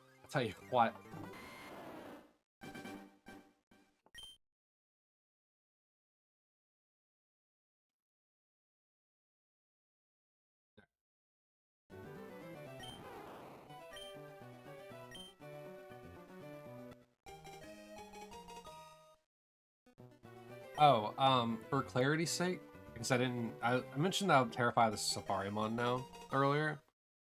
For clarity's sake, I am going to probably, in the event of it just taking so long, and to fight off any, like, really, really bad luck, when we do eventually find, a shiny Scyther, and I think it's going to be truly after, like, the 5th one runs, and I know that's a crazy thing to hear, but, like, when we're hunting on something like Scyther, or really any Safarimon, but when we're hunting, like, a shiny Pokemon in the Safari Zone that's exclusive to the Safari Zone, I'm gonna kind of potentially, depending, kind of rig it in my favor, and that's by using save states. Now, the only time I'm going to use the save state, alright, is under these 2 very specific circumstances. It's going to have to have been my 5th shiny that I found. So, like, I've found Scyther 4 times, and then I find it a 5th time. I am going to save state on that, so I have it. At that point, I then have to get to odds on X.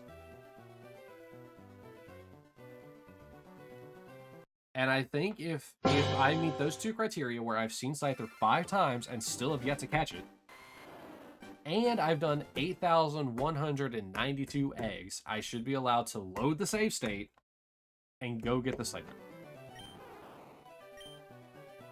I think that's the stipulation I'm gonna have for it, for the Safarimon specifically. So, like, was it execute? Okay, I gotta do that twice. Like, execute, Kangaskhan, Pinsir, Scyther, I'm blanking on some other mons. Chansey. Like, that's essentially what I'm gonna do. Because, like, that's some severe bad luck. I've gotten to see the shiny 5 times, which is essentially what's 8,192 times 5. I had to do math while trying to also be entertaining. I can't do it. I know it's at least 40,000. Like, if we went to odds on each time of it. It was at least 40,000. The 192 times 5 is going to mess me up. 500. Let's see here. 6, 7, 8, 9, 10. So it's going to be 41,000.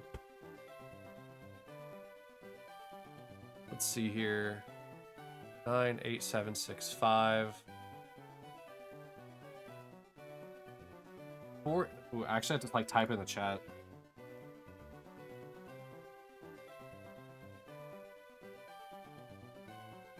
Five. Wait. It's gonna be a 0 here. It's gonna be a 5 here. 2 times 5. It's gonna be a 6 here. If I'm doing math correct, which I'm probably not, it would be 41,060 encounters, I think.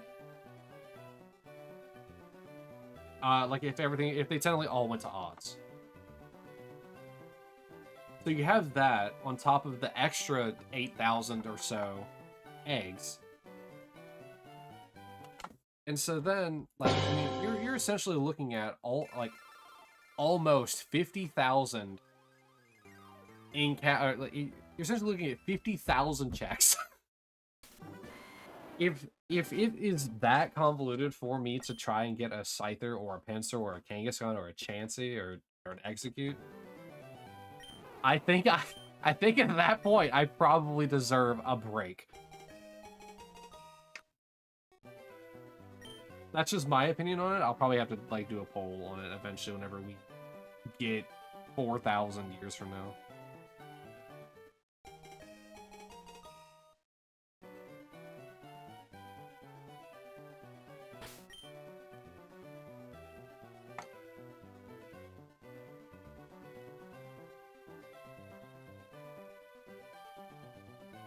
Alright.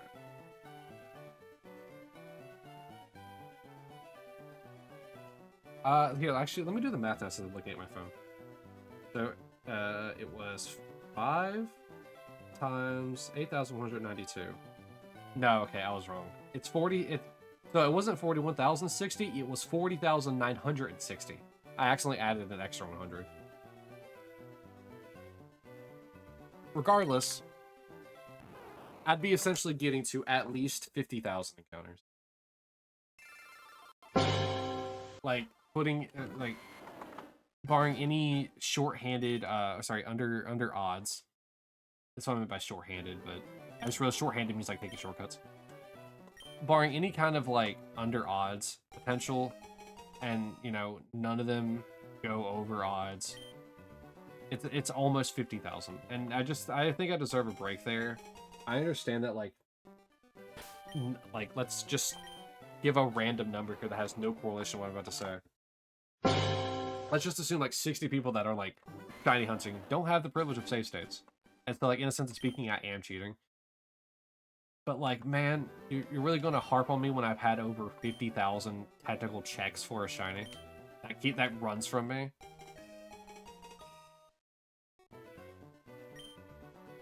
I don't know. Obviously, I'm going to run it by, you know, everyone here. Like that's some pretty extreme caveat in my opinion. Like 5 shiny checks in the Safari Zone on top of 8,000 eggs. And mind you, that's for what? Time Pokemon didn't list? I gotta list them again now. You got Pinsir, Scyther. Was Mr. Mime? No, Mr. Mime wasn't there. Mr. Mime was a trade Pokemon, I think. Now I gotta start the list over. Execute, Scyther, Pinsir, Chansey, Kangaskhan. Maybe it's just 5. But like doing it for like even those 5 is crazy. You gotta think.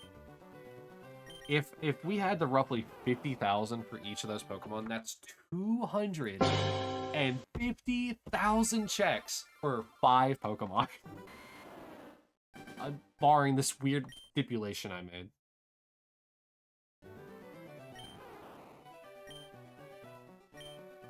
So it's just like, what now? Like how? What else could I possibly do except for suffer more? And I understand that's what shiny hunting is. It's essentially it's a big ass like, I like pain test.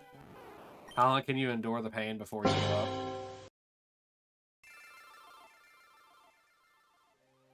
But like we have technology. And if you're gonna hark me on that, despite all the effort I put into it, then, like technically speaking, I shouldn't be allowed to get the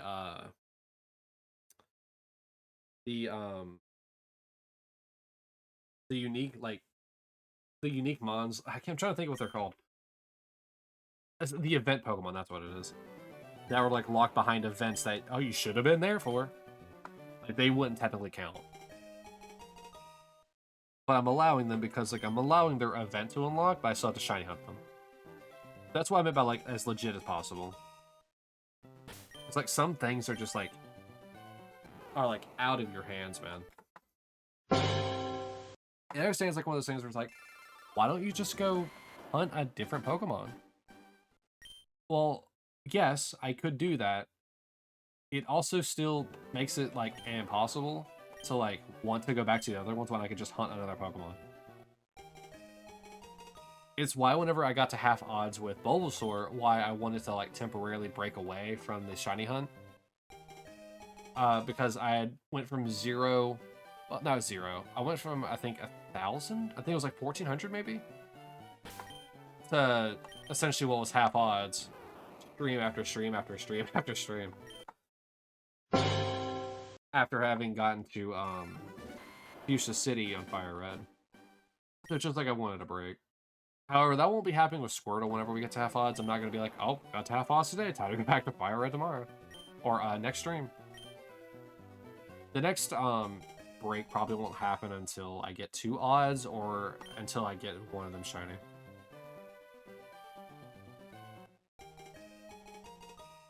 I haven't decided which is going to be the case there. I guess the next break would probably be a 10K. When I get to 10K, it'll probably be good. There'll probably be time for another break. Also, 4,900!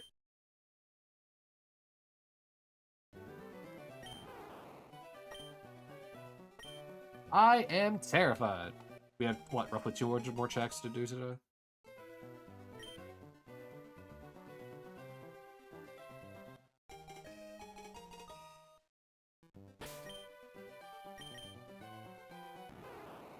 Man. Just nothing today. It's a big old nothing burger.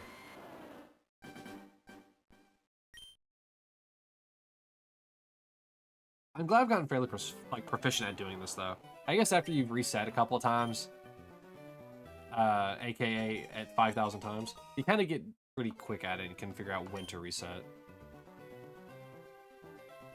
So I could probably do it faster if I stop getting distracted by random other things. Like Full Odds Showdown. But also it helps that I know where the icon is for shininess now, which is in the top right corner of their portrait area. So because of that, it also helps, because I don't have to look at them, I can just look for the icon.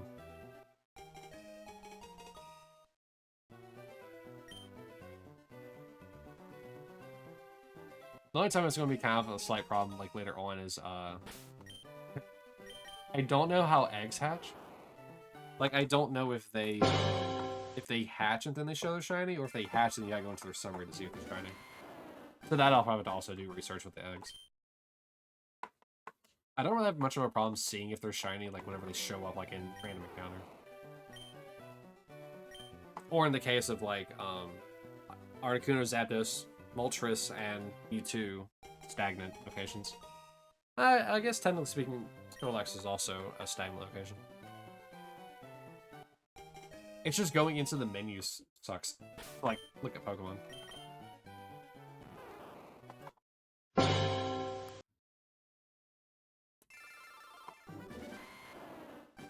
Maybe one day.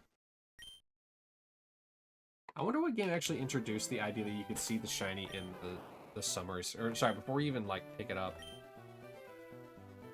Was it Gen 3?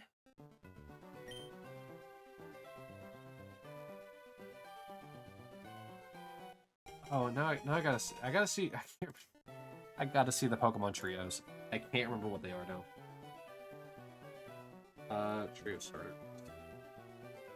I'm having a mental block. Probably because I always confuse Gen 1 and Gen 2's trios.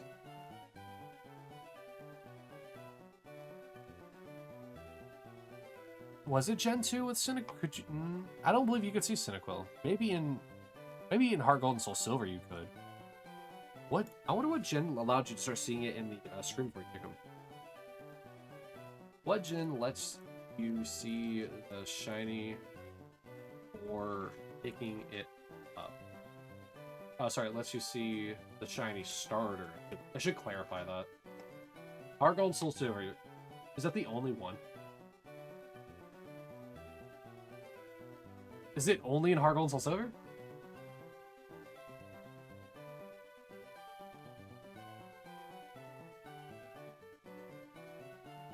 $11 years ago... Shiny Chessman. What generation of Chessman? Gen 6. Which is what, X and Y? Wow, okay, so maybe it's just Heart Gold Soul Silver. That sucks. If it's just that game, because I don't intend to play that one. Oh, that... got close.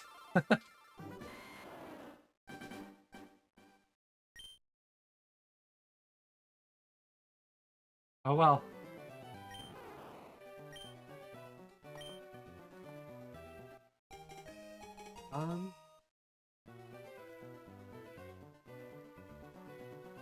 Alright. Oh, well, now they're just named Ah. Ah. Can't wait for this to be this shiny. Because I accidentally named. I wasn't looking at the screen. Oh. Alright.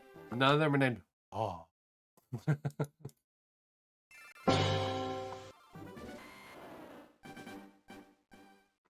Oh, that would have been one of the stupidest moments I would have ever had. It would be even funnier if it was the Dadente one, which is Squirtle. Just, I'm already having a meme over there, and now a Dadente has a Squirtle named Oh. It's already bad enough.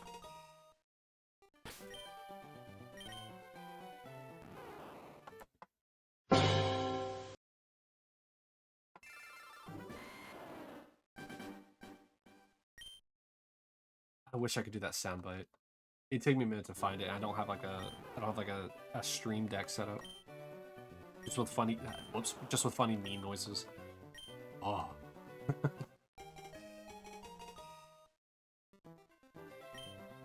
I'd be constantly hitting the huh button. What the dog doing? What else would probably be another popular one I'd be hitting?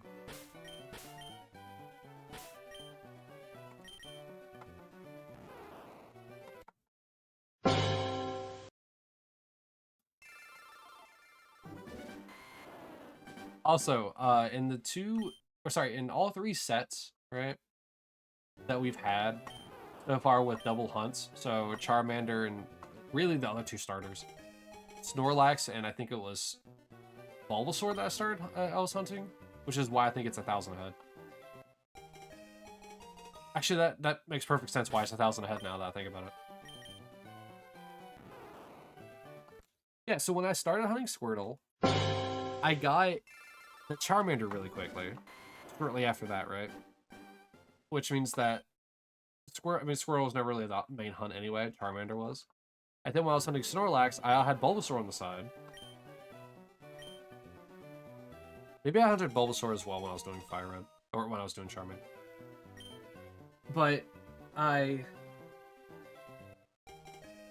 hunted Snorlax and Bulbasaur, got the Snorlax. So far I'm 0 for 2 on getting the sub hunt.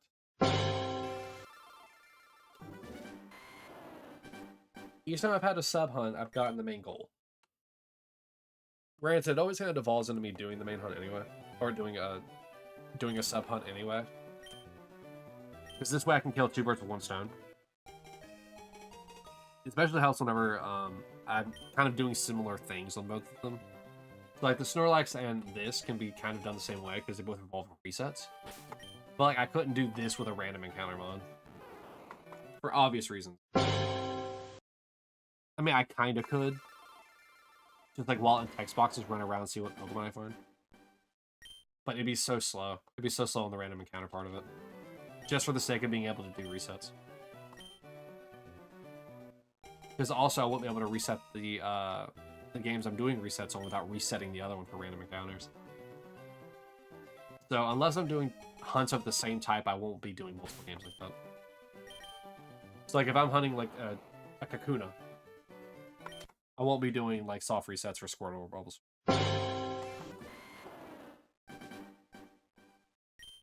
But if I'm hunting a Magikarp or like a Horsey, which I think they can both be fished up, maybe? Then, like, for example, I could do that. And I can just have the games be registered to different rods. If Magikarp happens to not be on the same list of mods for that rod.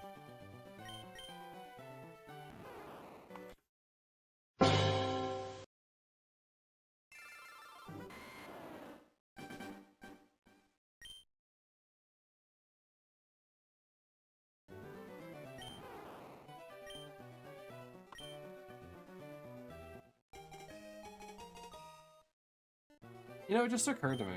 Like, I was sitting here and thinking, like, whichever one of these Leaf Greens becomes the Leaf Green, like, playthrough. Like, whichever one is the shiny one. So if Dadente ends up getting the shiny Mon, then that's the playthrough. Versus the Dante one. And, like, while I'm fine with that, it just occurred to me that, like, I technically have to still have a third game because I need to get the third Mon.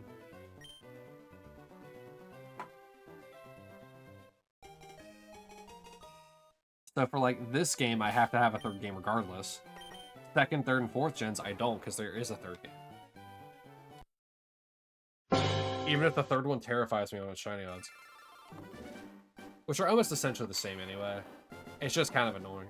Because if you keep hitting the same frame over and over and over again, you're technically not getting any different odds.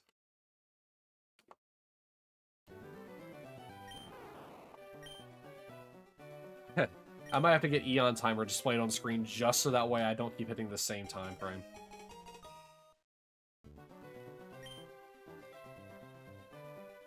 But I think, I don't know how it changes in 5 onward. I don't know if I'll need 3 games of that as well, or if like I'll be able to get the other one later, or what.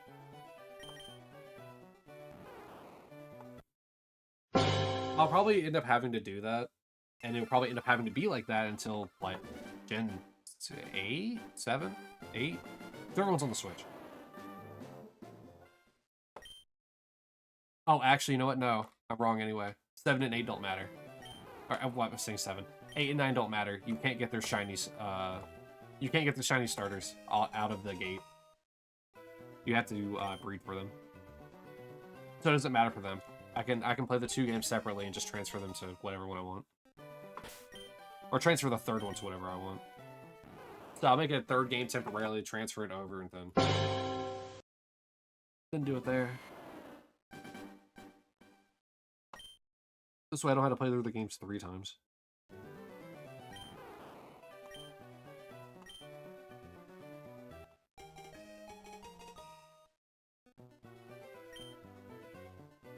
It is going to be pretty wild that after I get either Bulbasaur or Squirtle, I'm technically going to have one more save file. Temporarily until, I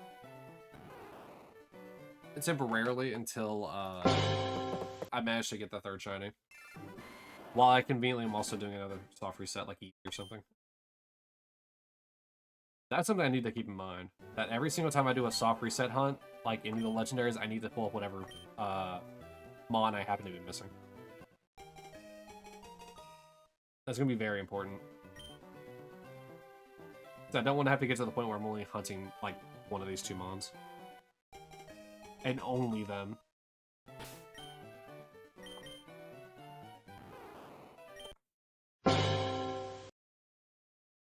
If it gets to that point, I might actually cry.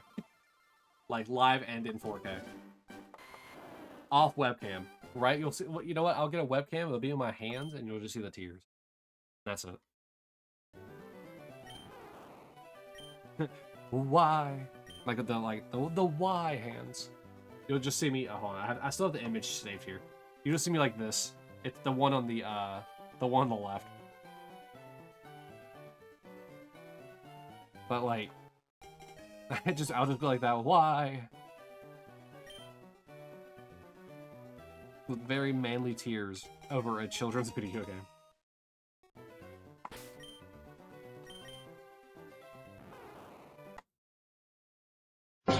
Some people were like, those aren't real tears. You're right, I spritzed my face with water beforehand. Like, a lot of it, and just let it drip down. That or I inserted artificial tears to run down my cheeks even though you can't see it. But how am I going to use artificial tears when both my hands are on the webcam? Yes. I'll be using my feet like a monkey. Somehow squirt artificial tears near my eyes.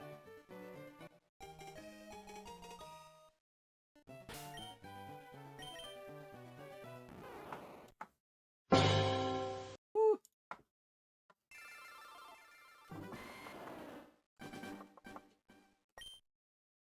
Ba ba da ba ba ba ba.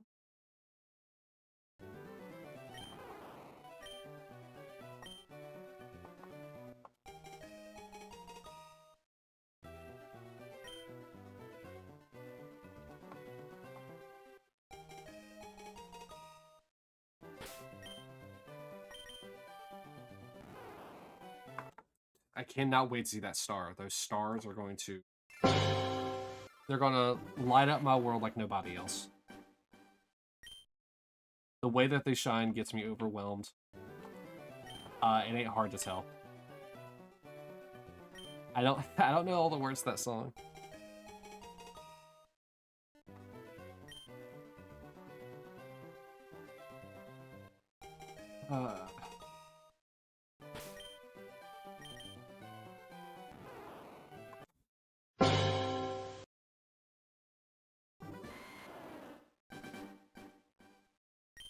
It just occurred. You know what? Hold on. We'll do it now. We'll do it live, and we'll do it for the Squirtle.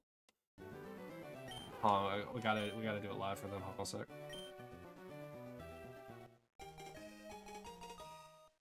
Yes, nickname you. Don't nickname you. All right. We're gonna do it. S. No, that's an X.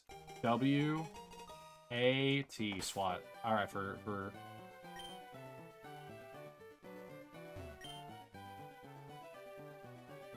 All right. For Super Water Arrow Turtle. All right.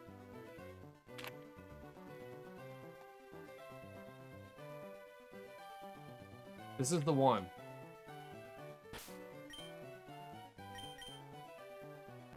All right. Oh, I just now realized I gave it 2 T's. You know, that's what that explains a lot. That's why it failed. I spelled its name wrong. It's SWAT with 1 T. All right.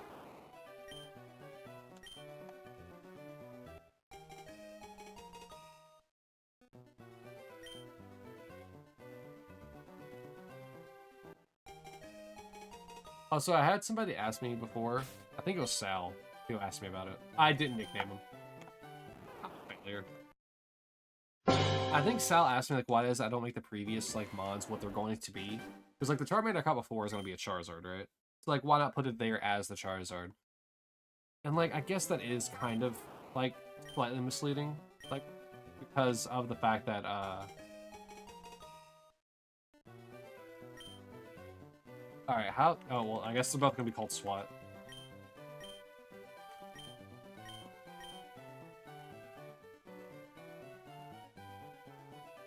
But like, I don't know. It's just I want to have it there for like the Pokemon I'm capturing. But to be fair, it makes perfect sense as to why it is that like why not just have the Charizard there? Because that's what it's going to become. But I think it also depends on the hunt that I'm doing. So like obviously I can't hatch a Charmeleon. But like later, whenever I'm getting the Charmeleon, that's the icon that's going to be there. That's going to be the goal, is the Charmeleon.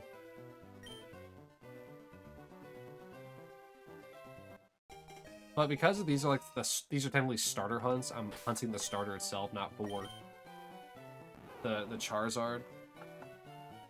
It kind of like impacts out a little bit differently. I need to stand for a moment.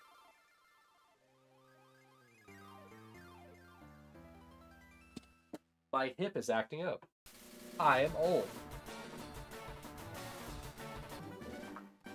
But to be fair, I've been like ADHD fidgeting underneath the desk the entire time, so it doesn't surprise me that my hip hurts. I'm just gonna stand for the next few resets, and hopefully that will be a nice set for my hip.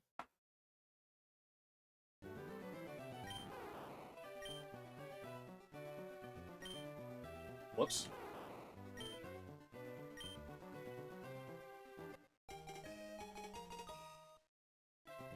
But yeah, it makes perfect sense for like later on. I just think it's because I'm hunting specifically the shinies of the starter. Like even though they'll be turning into it later, it probably will just look very awkward on the screen if like it's like, oh, you're at the beginning of the game, but it shows you're hunting Charizard. Like that'd be like initially awkward to look at it. Egg hunts, I'm more willing to do the other evolutions for it.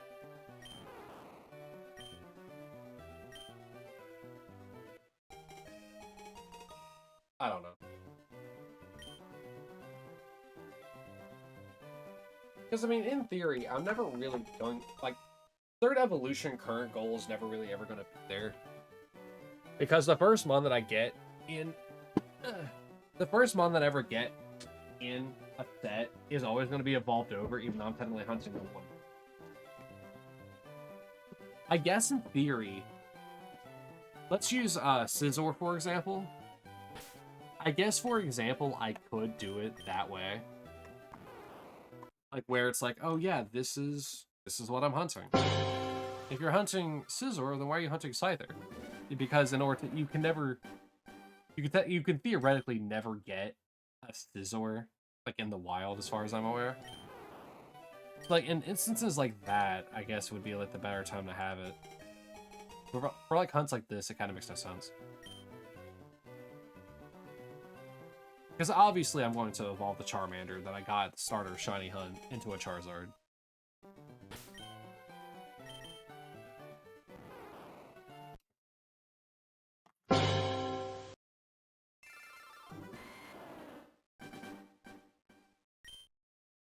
Like, I guess I could, like, do something called, like, a Shiny Dex.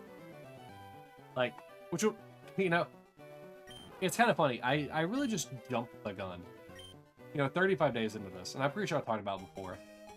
But, like, I jumped the gun incredibly hard. I was like, you know what? I see people doing shiny hunts.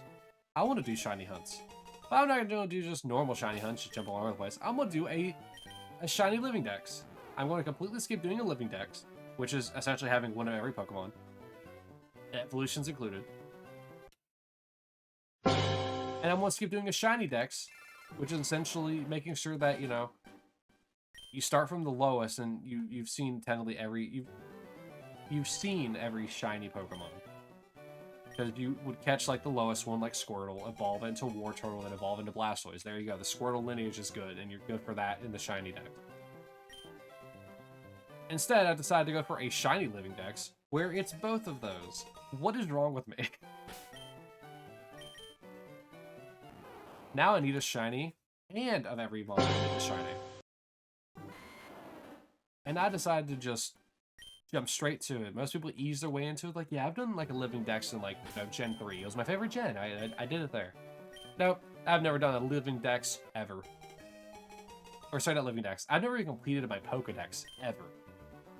You were like, Pokedex, Living Dex, Shiny Dex, Shiny Living Dex. Makes sense. Me, no. I'm going from, I caught the Pokemon I wanted and just kind of caught new ones when I could, to Shiny Living Dex. Got them all shiny. My brain works in stupid ways. And I make stupid decisions. This is one of those, but I am proud to make this stupid decision. Because this will probably and as sad as it is to say, this will probably be one of my greatest, like, endeavors. Because I'm not that smart. I'm really not. And to, like, say otherwise, I'm sorry, but you're delusional. I play video games on the internet for bits and scraps. Really for your guys' entertainment more than, bits and scraps, but, like, it would be nice if I could do this more. But I understand that's an uphill battle that I'm probably never going to get to. Especially with the plethora of other, like, great streamers on here, like Ludwig and Moist Critical, or Charlie, or even Ray. Like, you have, like, them being, like, amazing VTubers, being amazing Twitch streamers, but you also have VTubers that are exploding on the populace. Iron Mouse, Sayu,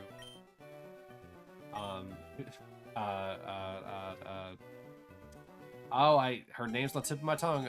Project Melody, like, all of them. So it's like I already know I'm fighting an uphill battle, but I'm not really in this for any kind of money. Okay. I'm just here because I want to bring you guys, like, fun, laughters, and, make a safe space for people. Make a safe space for people. I think I said spleece the first time.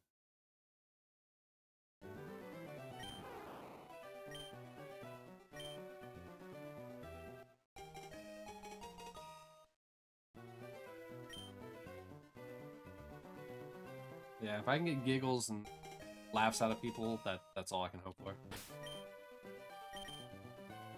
And if it means suffering through a Shiny Living Dex for 3,000 years, so be it. Technically, it'll never be complete, for a handful of reasons. Mainly because they'll probably keep some Pokemon shiny locked forever. Like Victini for some weird reason. But on top of it, I mean, I've missed like current gen and like more newer gen than like ones I've played, like maybe even 7. But like there are events that like gave out shiny Pokemon that they may never do again. And like it's like, what do I do for those? I'm not gonna hack them on into my game.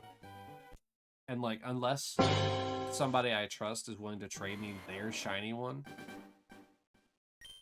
I mean I don't know what I'm gonna do for that. Because I'm gonna be stuck in these generations for a while. And since I don't own the newer ones anyway, it's not like I'm gonna be able to keep up with them. I try to keep up with so many different games that kind of like I end up like neglecting other ones. Like Destiny, for example. I played Destiny one time, I think, in like 2 months.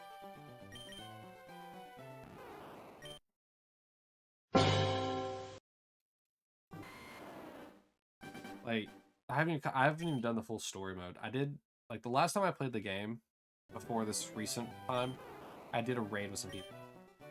After that, essentially I haven't been on the game. Except for like one or 2 days for like the solstice event to get the armor. And I really should. I should get on there, finish the story, get the title and stuff like that. I've just been distracted with literally so many other games. I'm having fun with them. Like mind you, I'm having a lot of fun with them. But like when does this current season?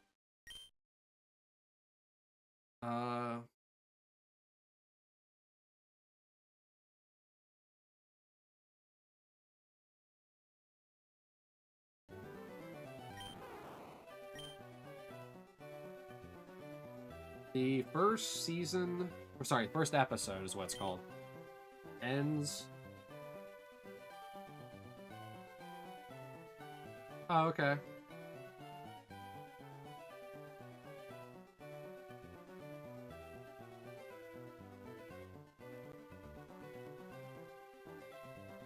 Hey, can I please get like a date here?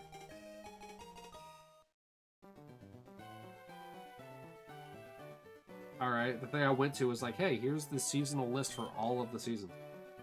It ends October 8th. What? What? Huh. I might have to be back on Destiny. I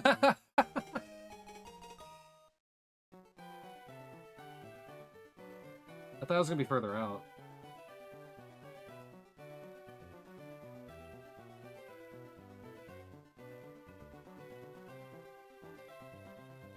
Oh, wow. Wow. Wow, alright. That is... Okay.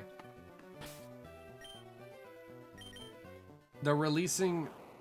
They're releasing episode 2 the same week that Sparking Zero comes out. I'm sorry. I'm not... I'd rather sacrifice playing episode 2 first week. Even the dungeon. The dungeon comes out the 11th. Nope. I will be playing Sparking Zero. I guess that means I'll probably have to start playing my Xbox again here soon. I haven't really played it much either.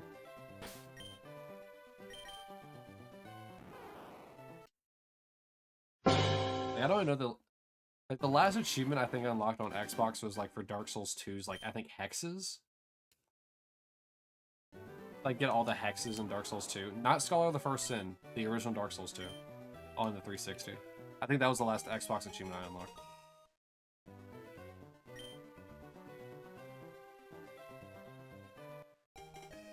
I could probably check if I went to True Achievements, but it keeps locking me out for some weird reason. And I don't want to have to log back in. I'm never going to make my own self-imposed like deadline of like 5100 if I keep dilly-dallying like I am.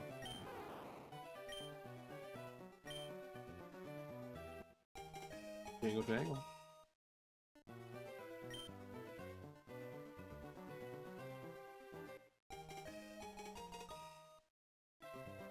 Alright, cool. I get a little sip of sip.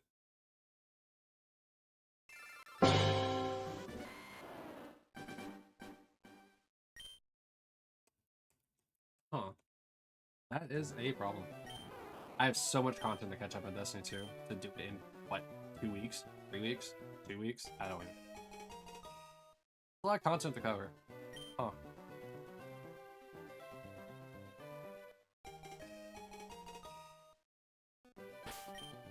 Hmm. That is kind of actually is kind of a problem.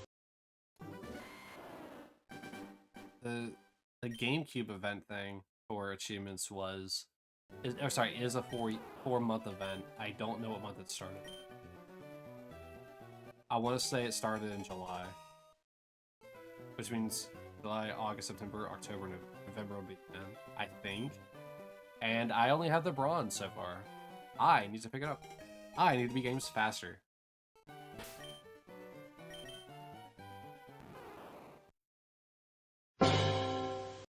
Like, I saw that some people like mastered, which is essentially getting all the retro achievements for a game. I saw somebody like mastered like Super Mario Sunshine in like 5 days. It's just like, are you serious? Granted, I'm sure they played the game a ton, but like, are you serious? I'm over here like taking like a week and a half to do Resident Evil 4 despite having played every single like version of the game except the GameCube one, which I just played. Oh no, I guess I haven't played the Steam version either.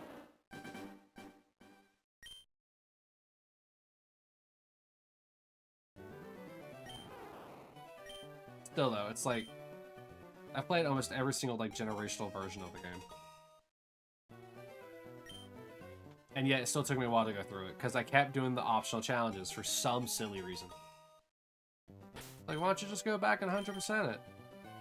I mean, I will, eventually. But, I'm not going to worry about it. I need to get those 30 points before it's too late. On the bright side, though, when it comes to, like, Destiny, I won't really have to be on it for too long, because, one, I'm not bad at that game. On GameCube, I'm bad at the games.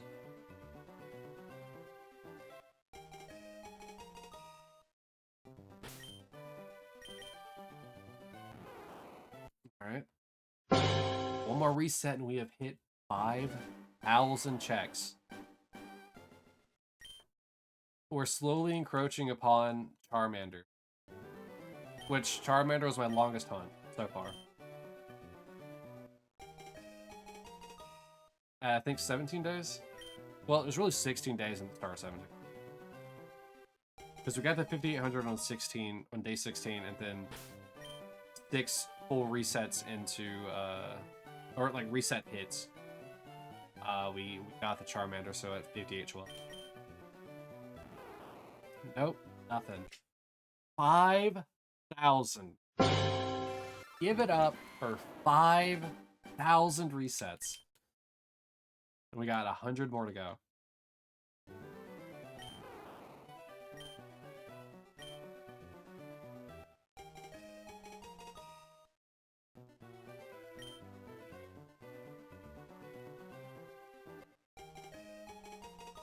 It's insane. It feels like each reset takes roughly... It's more like they take like 45 seconds. Because I gotta master the sequence, make sure I hit A on the continue screen, hit B to skip all of this, go through a bunch of text, and like fanfare about me picking up a Pokemon. Not hit A to go into the nickname edit. Wait for the jingle of rival picking up the Pokemon. Then going into the menu to check. All in all, it takes like 45 seconds to a minute to do all that. Which is ridiculous. But, I mean, what else are you going to do? Have a previously on DBZ flashback. And Gen 4 is going to do the same thing. However, at least in Gen 4, once you save during a new day, it stops doing it.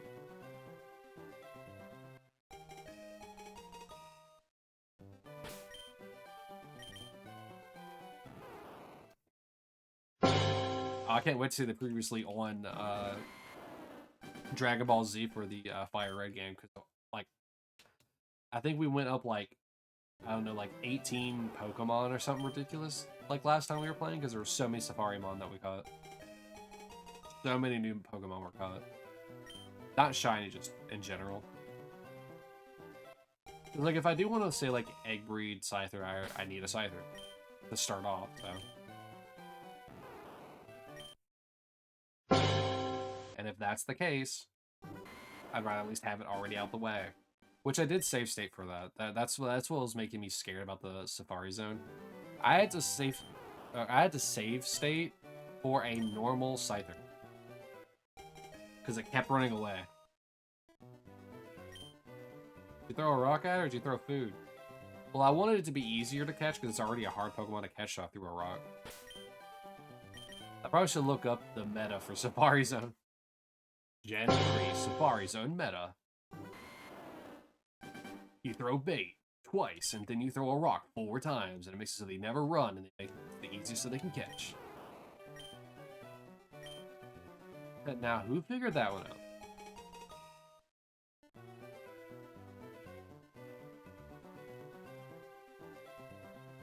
Next time on Dragon Ball Z.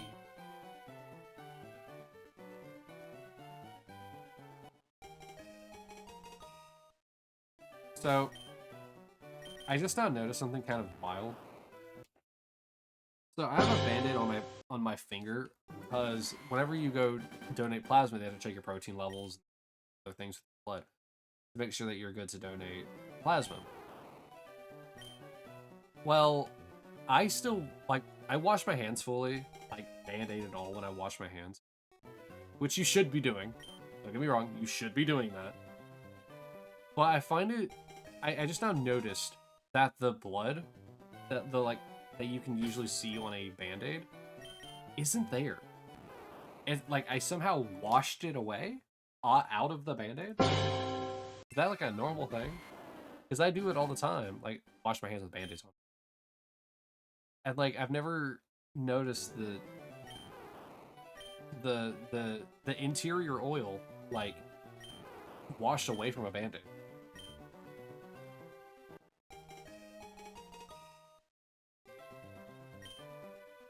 Huh.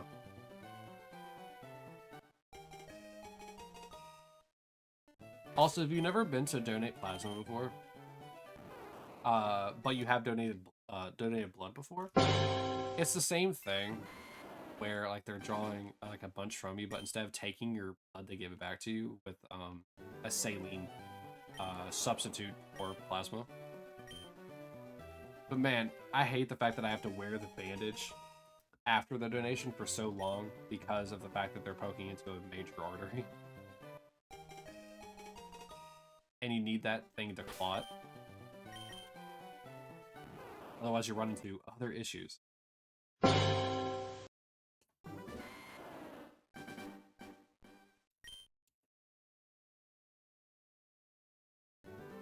God, the audio keeps breaking, and it's breaking me! It's breaking me! Oh.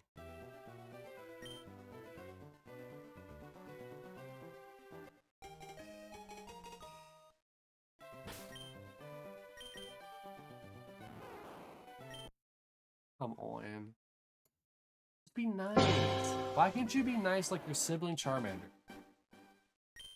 Oops. Look, Charmander was a good girl. Why can't either of you, male or female, be nice and be shiny?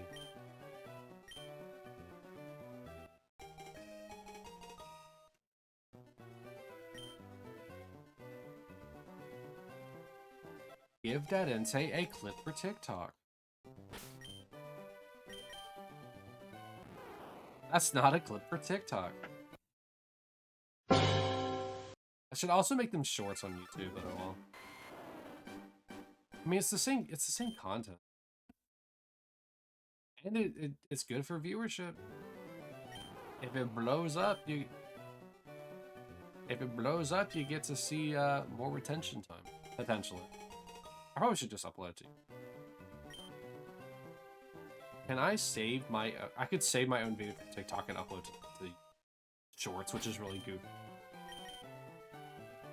Oh, I might... Actually, you know what? I might still have the the downloaded like video files somewhere, whether on my phone or on my laptop.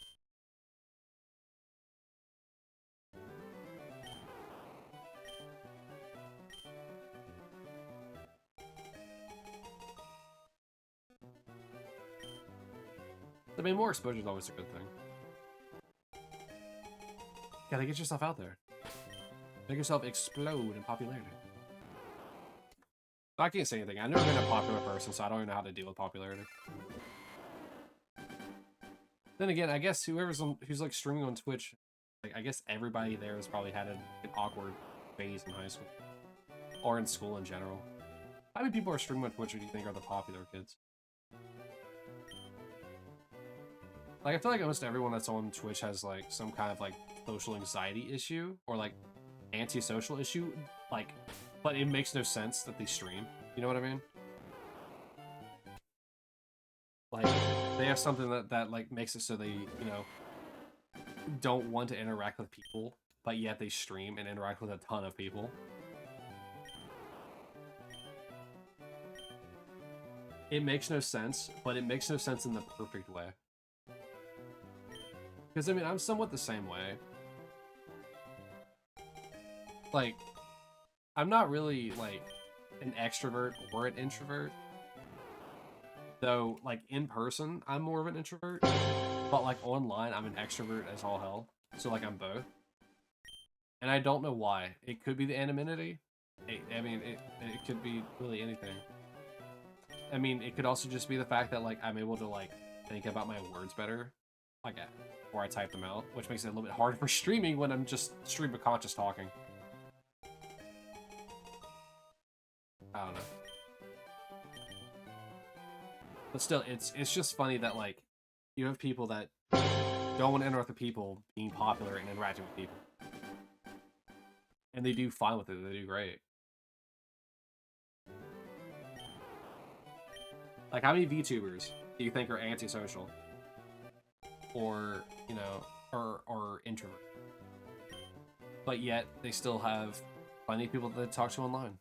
And, like, daily. Or, like, in the case of streaming, they have the potentiality of talking to new people. But you know what I mean? Like, it's just one of those things.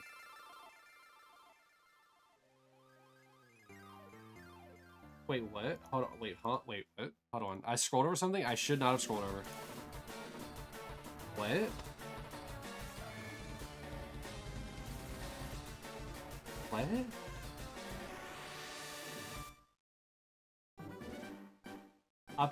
What? Sorry, what? There is a $1 million, like, Destiny tournament going on right now. Like, what? Destiny doesn't have, well, I mean, it does. Destiny doesn't have, like, a serious, like, team kind of thing. Like, they don't have, like, an esports style. Like, what? Why is there $1 million tournament? Like, even Fortnite tournaments make sense.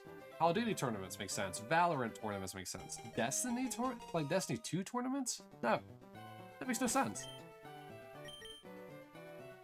Like, Rainbow Six Siege tournaments? Makes sense. League of Legends? Makes sense. I would take Hearthstone. Like, but Destiny 2, like, $1 million tournament makes no sense to me.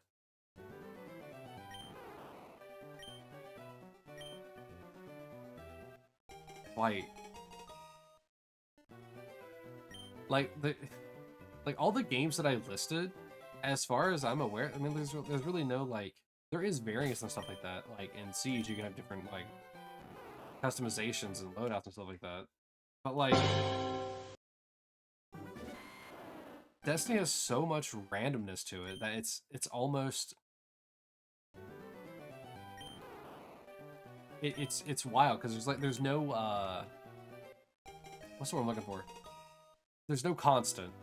Like, there's no, oh yeah, this person has an Eyes Luna, they're all gonna have, like, an Eyes Luna, but instead this Eyes Luna has, like, a red dot on it instead. Versus, like, an ACOG. But, no, like, there's no constant, like, They could have Eye of the Storm, which reduces, I think, it makes the gun more steady as your health gets low. No, Eye of the Storm, Eye of the Storm. Yeah. It makes your gun more stable as your health gets lower. Or like Rampage. You're getting 10k on your shiny Magikarp hunt today? My god. You're still hunting that thing? Man. Dedication is unbelievable you got there, R3. We just hit 5,000 not too long ago for Bulbasaur. Squirtle itself is going to be hitting half odds here soon as well. Actually, let's see. No, it's whatever the number is plus 27. Minus 1,000 plus 27.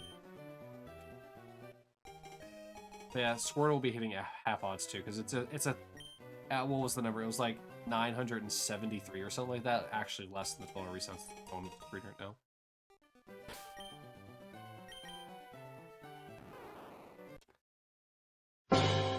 Yeah, Arthur, yours are probably also harder because you're only doing like one game, aren't you? Technically, I'm doing two, but for two different Pokemon. But yeah, I couldn't imagine still trying to hunt that Magikarp. I mean, to be fair, I might have done that too had I realized you could do that one, but I'm not gonna restart my game just for a shiny Magikarp I can get somewhere else. Technically not true earliest availability, but oh well.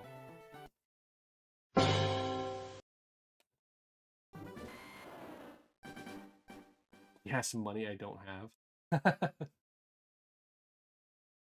I feel you there. I feel you there.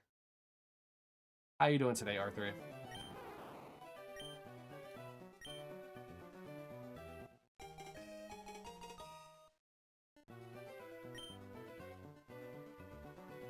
I'll tell you one thing, it's been a long day for me.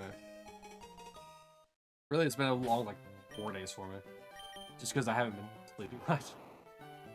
Tired of the stupid hunt. I don't blame you. That's why whenever I got to half odds with Bulbasaur, I had to take a break for just a little bit to go play Fire Red to get a little bit more progress in that. The next break for hunts won't be until I get a shiny Squirtle or Bulbasaur, or if I get to 10,000 with Bulbasaur. Then I'll take the next break, continue with Fire Red for a stream to come back to this. I definitely enjoyed taking the break. I definitely need it.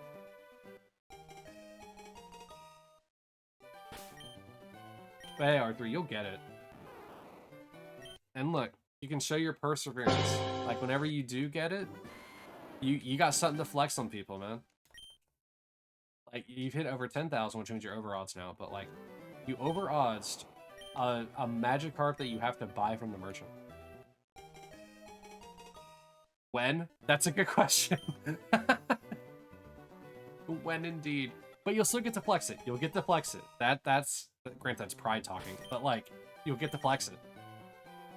Who else can you say has done that? Except for, I guess, the one person that proved you can. But like, who do you know that has done that? Has done that shenanigan?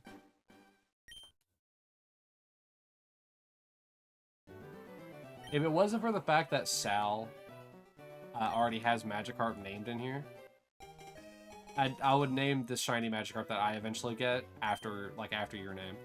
But sadly, Sal already has the Magikarp and the Gyarados unlocked.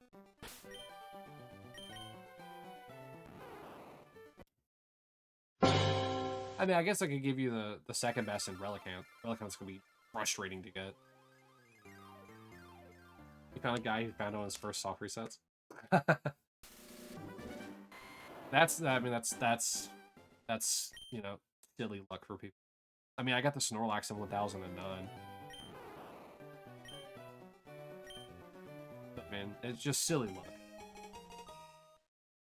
But don't worry, I'm scared. Like, you're frustrated with your 10,000 hunt. I'm gonna be scared, tired, upset, and probably sad about when I have to hunt the Safari Mons. Those are gonna be frustrating. Because unlike your Magikarp, it can't flee. You buy it and reset. Unlike the Safari Mons, I gotta hunt them, and if they flee, well, crap. Yeah, because you got a beer. What kind of beard you get? Usually I like to keep things PG-13, but I mean, it's not that bad. It's not like it's really any kind of like a thing.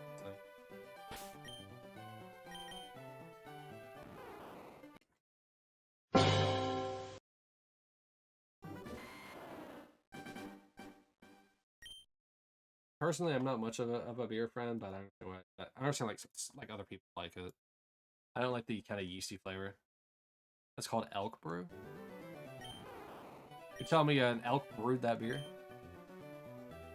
Is it like no shrimp fried rice? A shrimp fried that rice. Shrimp put the wok in its hand and fried this rice. I've never heard of elk brew though. I think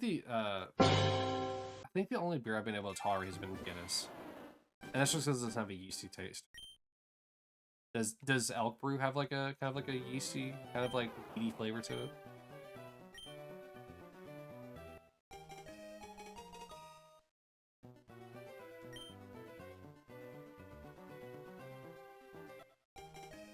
It's 7.5 volume.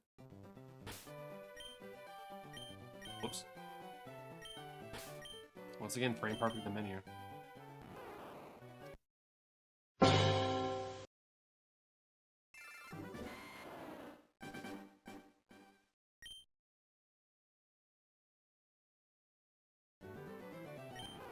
Oh man.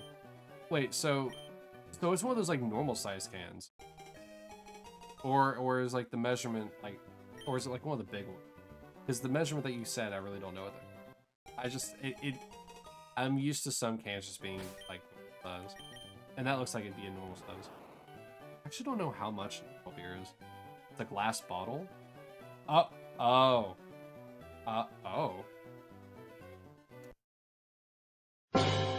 Let me look at this. Now I need to look it up. Read my leg from underneath. Let's look at that real quick. What we're looking at here.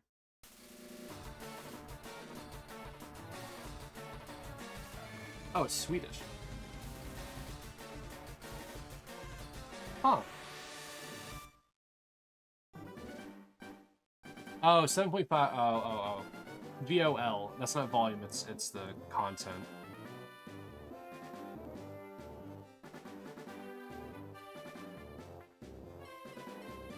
$350 milliliters. Okay.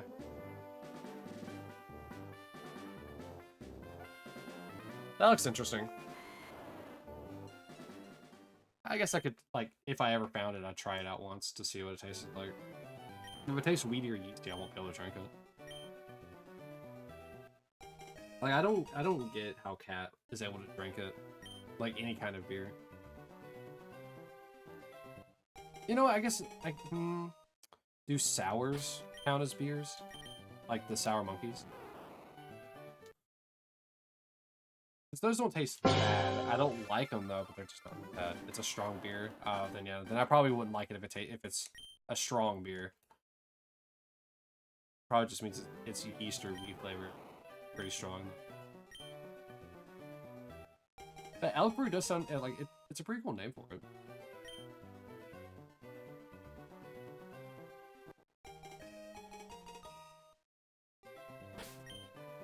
$7.5% for a beer.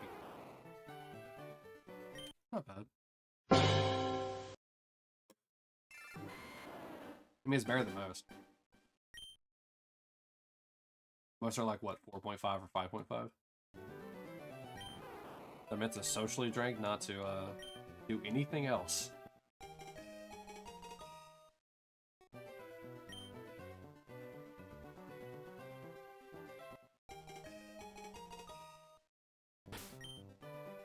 Well, hey, I hope you enjoy it. Well, I didn't even check the shiny.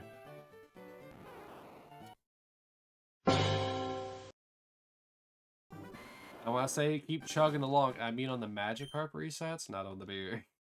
Take your time with it. Enjoy it.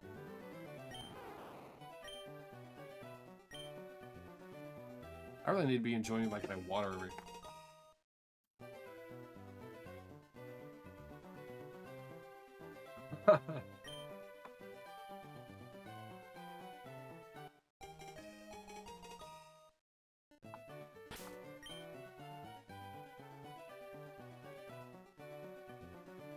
I mean, some people like really just like drinking beer for the sake of drinking, like the flavor they give. That's what I'm saying. I hope you enjoy it.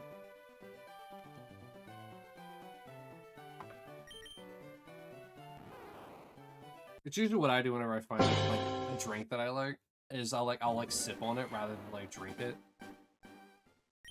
Like the Coke Zero I have and the water beside me, I usually just like drink them for the most part. Only to parch my dry throat that's still dry. But like something called a I don't even know if I don't remember what's allowed on Twitch and YouTube versus other things. Now I think about it. Essentially, how do I phrase this? There's a restaurant called Island Wing that has the drink. It's called an Island 420. If that gives you an idea on what the other one's called, liquid in quotes 420. And like that is probably like one of my favorite like mixed drinks, like where I'll just sip on it. Probably the Midori. Would you say the Elk Brew is your favorite? Or do you have something else that you rate higher than it? Because if you really are rating it that highly, then I kind of have to, out of pure curiosity. For the person that's hunting 10,000 magic, I at least owe you a beer. Hi R3, char char.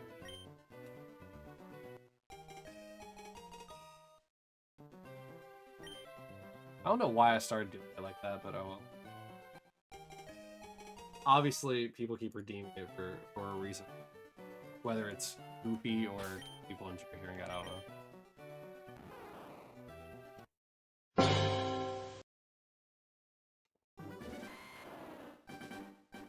So I will say today, today's stream will be sort of almost 4 hours on Twitch. I don't even think I'll hit 3 hours on YouTube.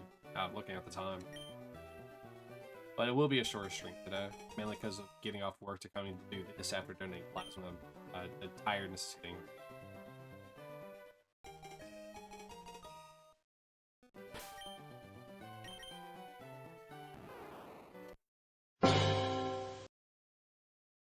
I'll probably have to jump into a nap after this. Then again, it could also... It could also be that I haven't eaten in like 7 hours? 8 hours? It could also just be that. Okay, when did I last eat?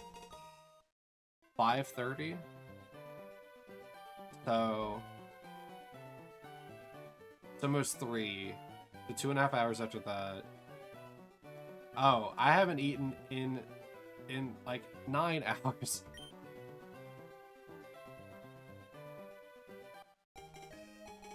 Gonna go sleep after hitting 10k. Hey, I mean, you deserve a good nap. You also deserve the shiny. You want to hear a ridiculous stipulation I'm giving myself, R3, for like the Safari Mon? Like, it's a very ridiculous stipulation that is essentially going to like and I haven't really like fully decided if I'm going to actually like sit down and make that the actual stipulation. But it's kind of goofy. So the Safari Mon, how they can run. I made it a stipulation to where, because like obviously I'm playing this on 8. I'm going to make it a stipulation where if I have encountered 5 of the shinies, so like, you know, I've counted Scyther, on the 5th time I'm going to make a save state. If it runs, well, now I got to start the second part of the stipulation. So I got to encounter the shiny 5 times, and then I also have to do up to odds amount of eggs. So like, if like let's just assume, right, that I encounter a shiny guaranteed, quote unquote, guaranteed at 8,192. The 5th time that would happen, right, that would have been 40,960 checks, right? Well, now I'm then going to be doing another 8,000-ish eggs And if I still don't get the shiny from the eggs, then I'm just going to load the save state and try to catch the Scyther until I eventually get it. Because that's essentially almost 50,000 like checks for a Pokemon. And that's ridiculous for one Safarimon. When I have to do this like 5 or 6 times. Because of Execute, Chansey, Pinsir, Kangaskhan, and Scyther. And I think I'm forgetting another one. Oh, Tauros. I forgot Tauros earlier. So, like, I don't want to have to go... if I have to go through the trouble of going through, like, essentially 50,000 checks, like, at that point, I should be allowed to have it. Oh, no, you're fine. Like I said, I'll be ending here shortly. I have a couple more checks before I'm going to be going anyway, Arthur. I hope the call with your mom goes well. Hope you have a good day. Hi, Arthur. Char char. Hope you have a good day, and, you know, hope you can sleep well whenever you do. But I'll be wrapping up here shortly.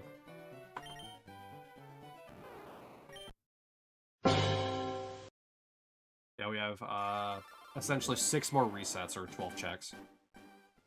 Because then, Squirtle will be at odds, I'm going to be tired, and I'm probably going to eat before I go to sleep myself.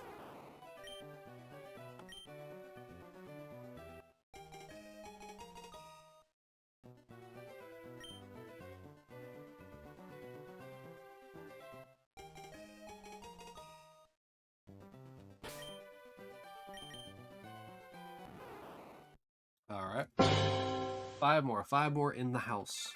Or we burn the house.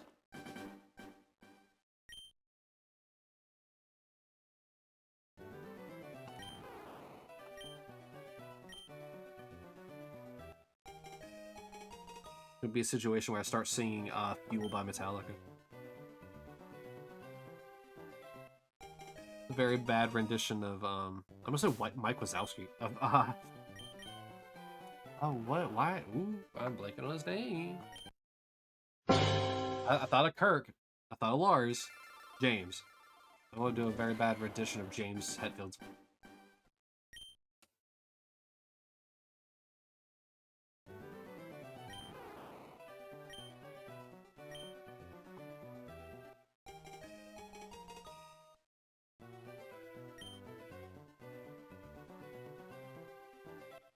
I can't believe I forgot about Tauros. Tauros adds another 8,192. Which means it's now up to, like, what, 300,000? It feels roughly 50,000 checks each. Like, including the eggs.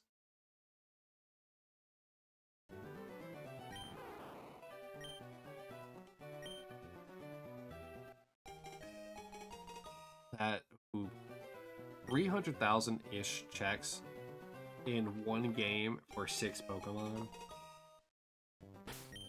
My word. That's why I'm going to be doing this challenge for 48 millennia. I'm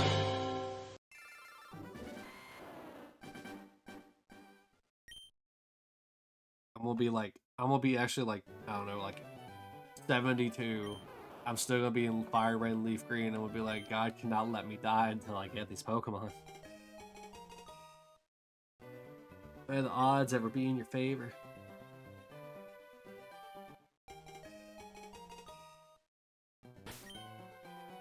By the way, I will say, we already did technically pass half odds with Squirtle, but I want to make it an even.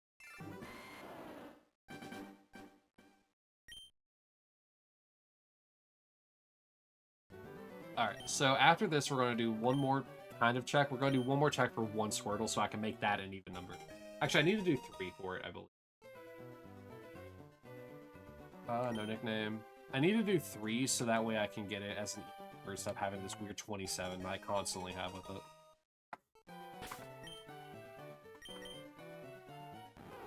Alright, so we have hit 5,100 resets for Bulbasaur. And technically, we've hit 4,100 with Squirtle. However, is this one that's unmuted? Yeah, that's the one that's unmuted. Alright, so I'm going to close this. The music's going to stop because it's the one that had the game audio. I'll turn this one on temporarily. We're going to also close the other Bulbasaur and leave these two games up. We're going to reset them.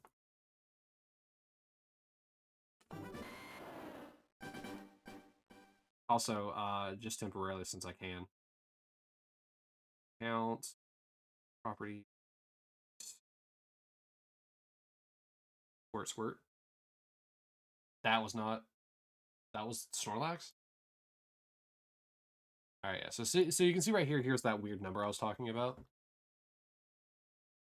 But that's also not counted up at all.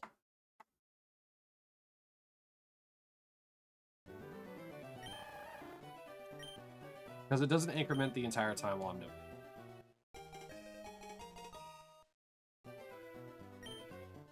Do I have mono sound on this one? Why does it sound different? Oh, I do have mono sound on here.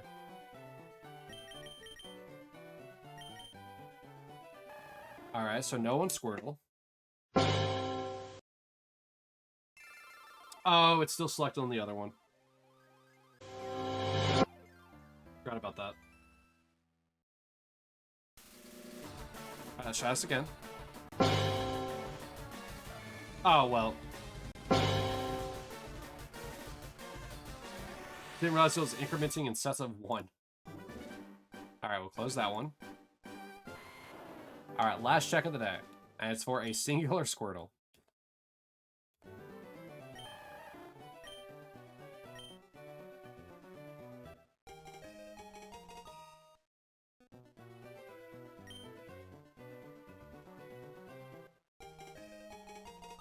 And, see, last check of the day.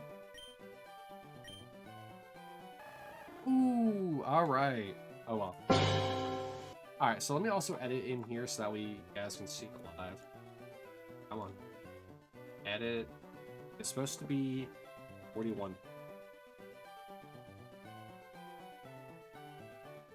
Yep, there it is. Now it's actually updated properly. Alright, so with that, we're ending at Bulbasaur at 5100 and Squirtle at 4130. Oh, man. It's always so long when I have to do that. Yeah, so that will wrap up today. Really, the only thing next left for you, YouTube, is going to be the Metroid video. Because tomorrow will be Faust. Stream-wise, it'll be Faust. Prep. It'll be Faust Prep. And so, I won't be recording that. Well, I might record it, I might post it. But, yeah, there shouldn't be another Legend of Dragoon video up until I fight Faust. But, I mean, I guess YouTube, if you want to see that as well, if you made it to the end of this for whatever reason, and you want to see Faust for some weird reason, I mean, again, it's a completely unrelated Pokemon, go ahead and leave a comment, just let me know. But anyway, for both Twitch and YouTube, I'll be ending today's stream now. So, without further ado, thank you all for coming. I will bid you all adieu, and memento mori. Have a good one, guys.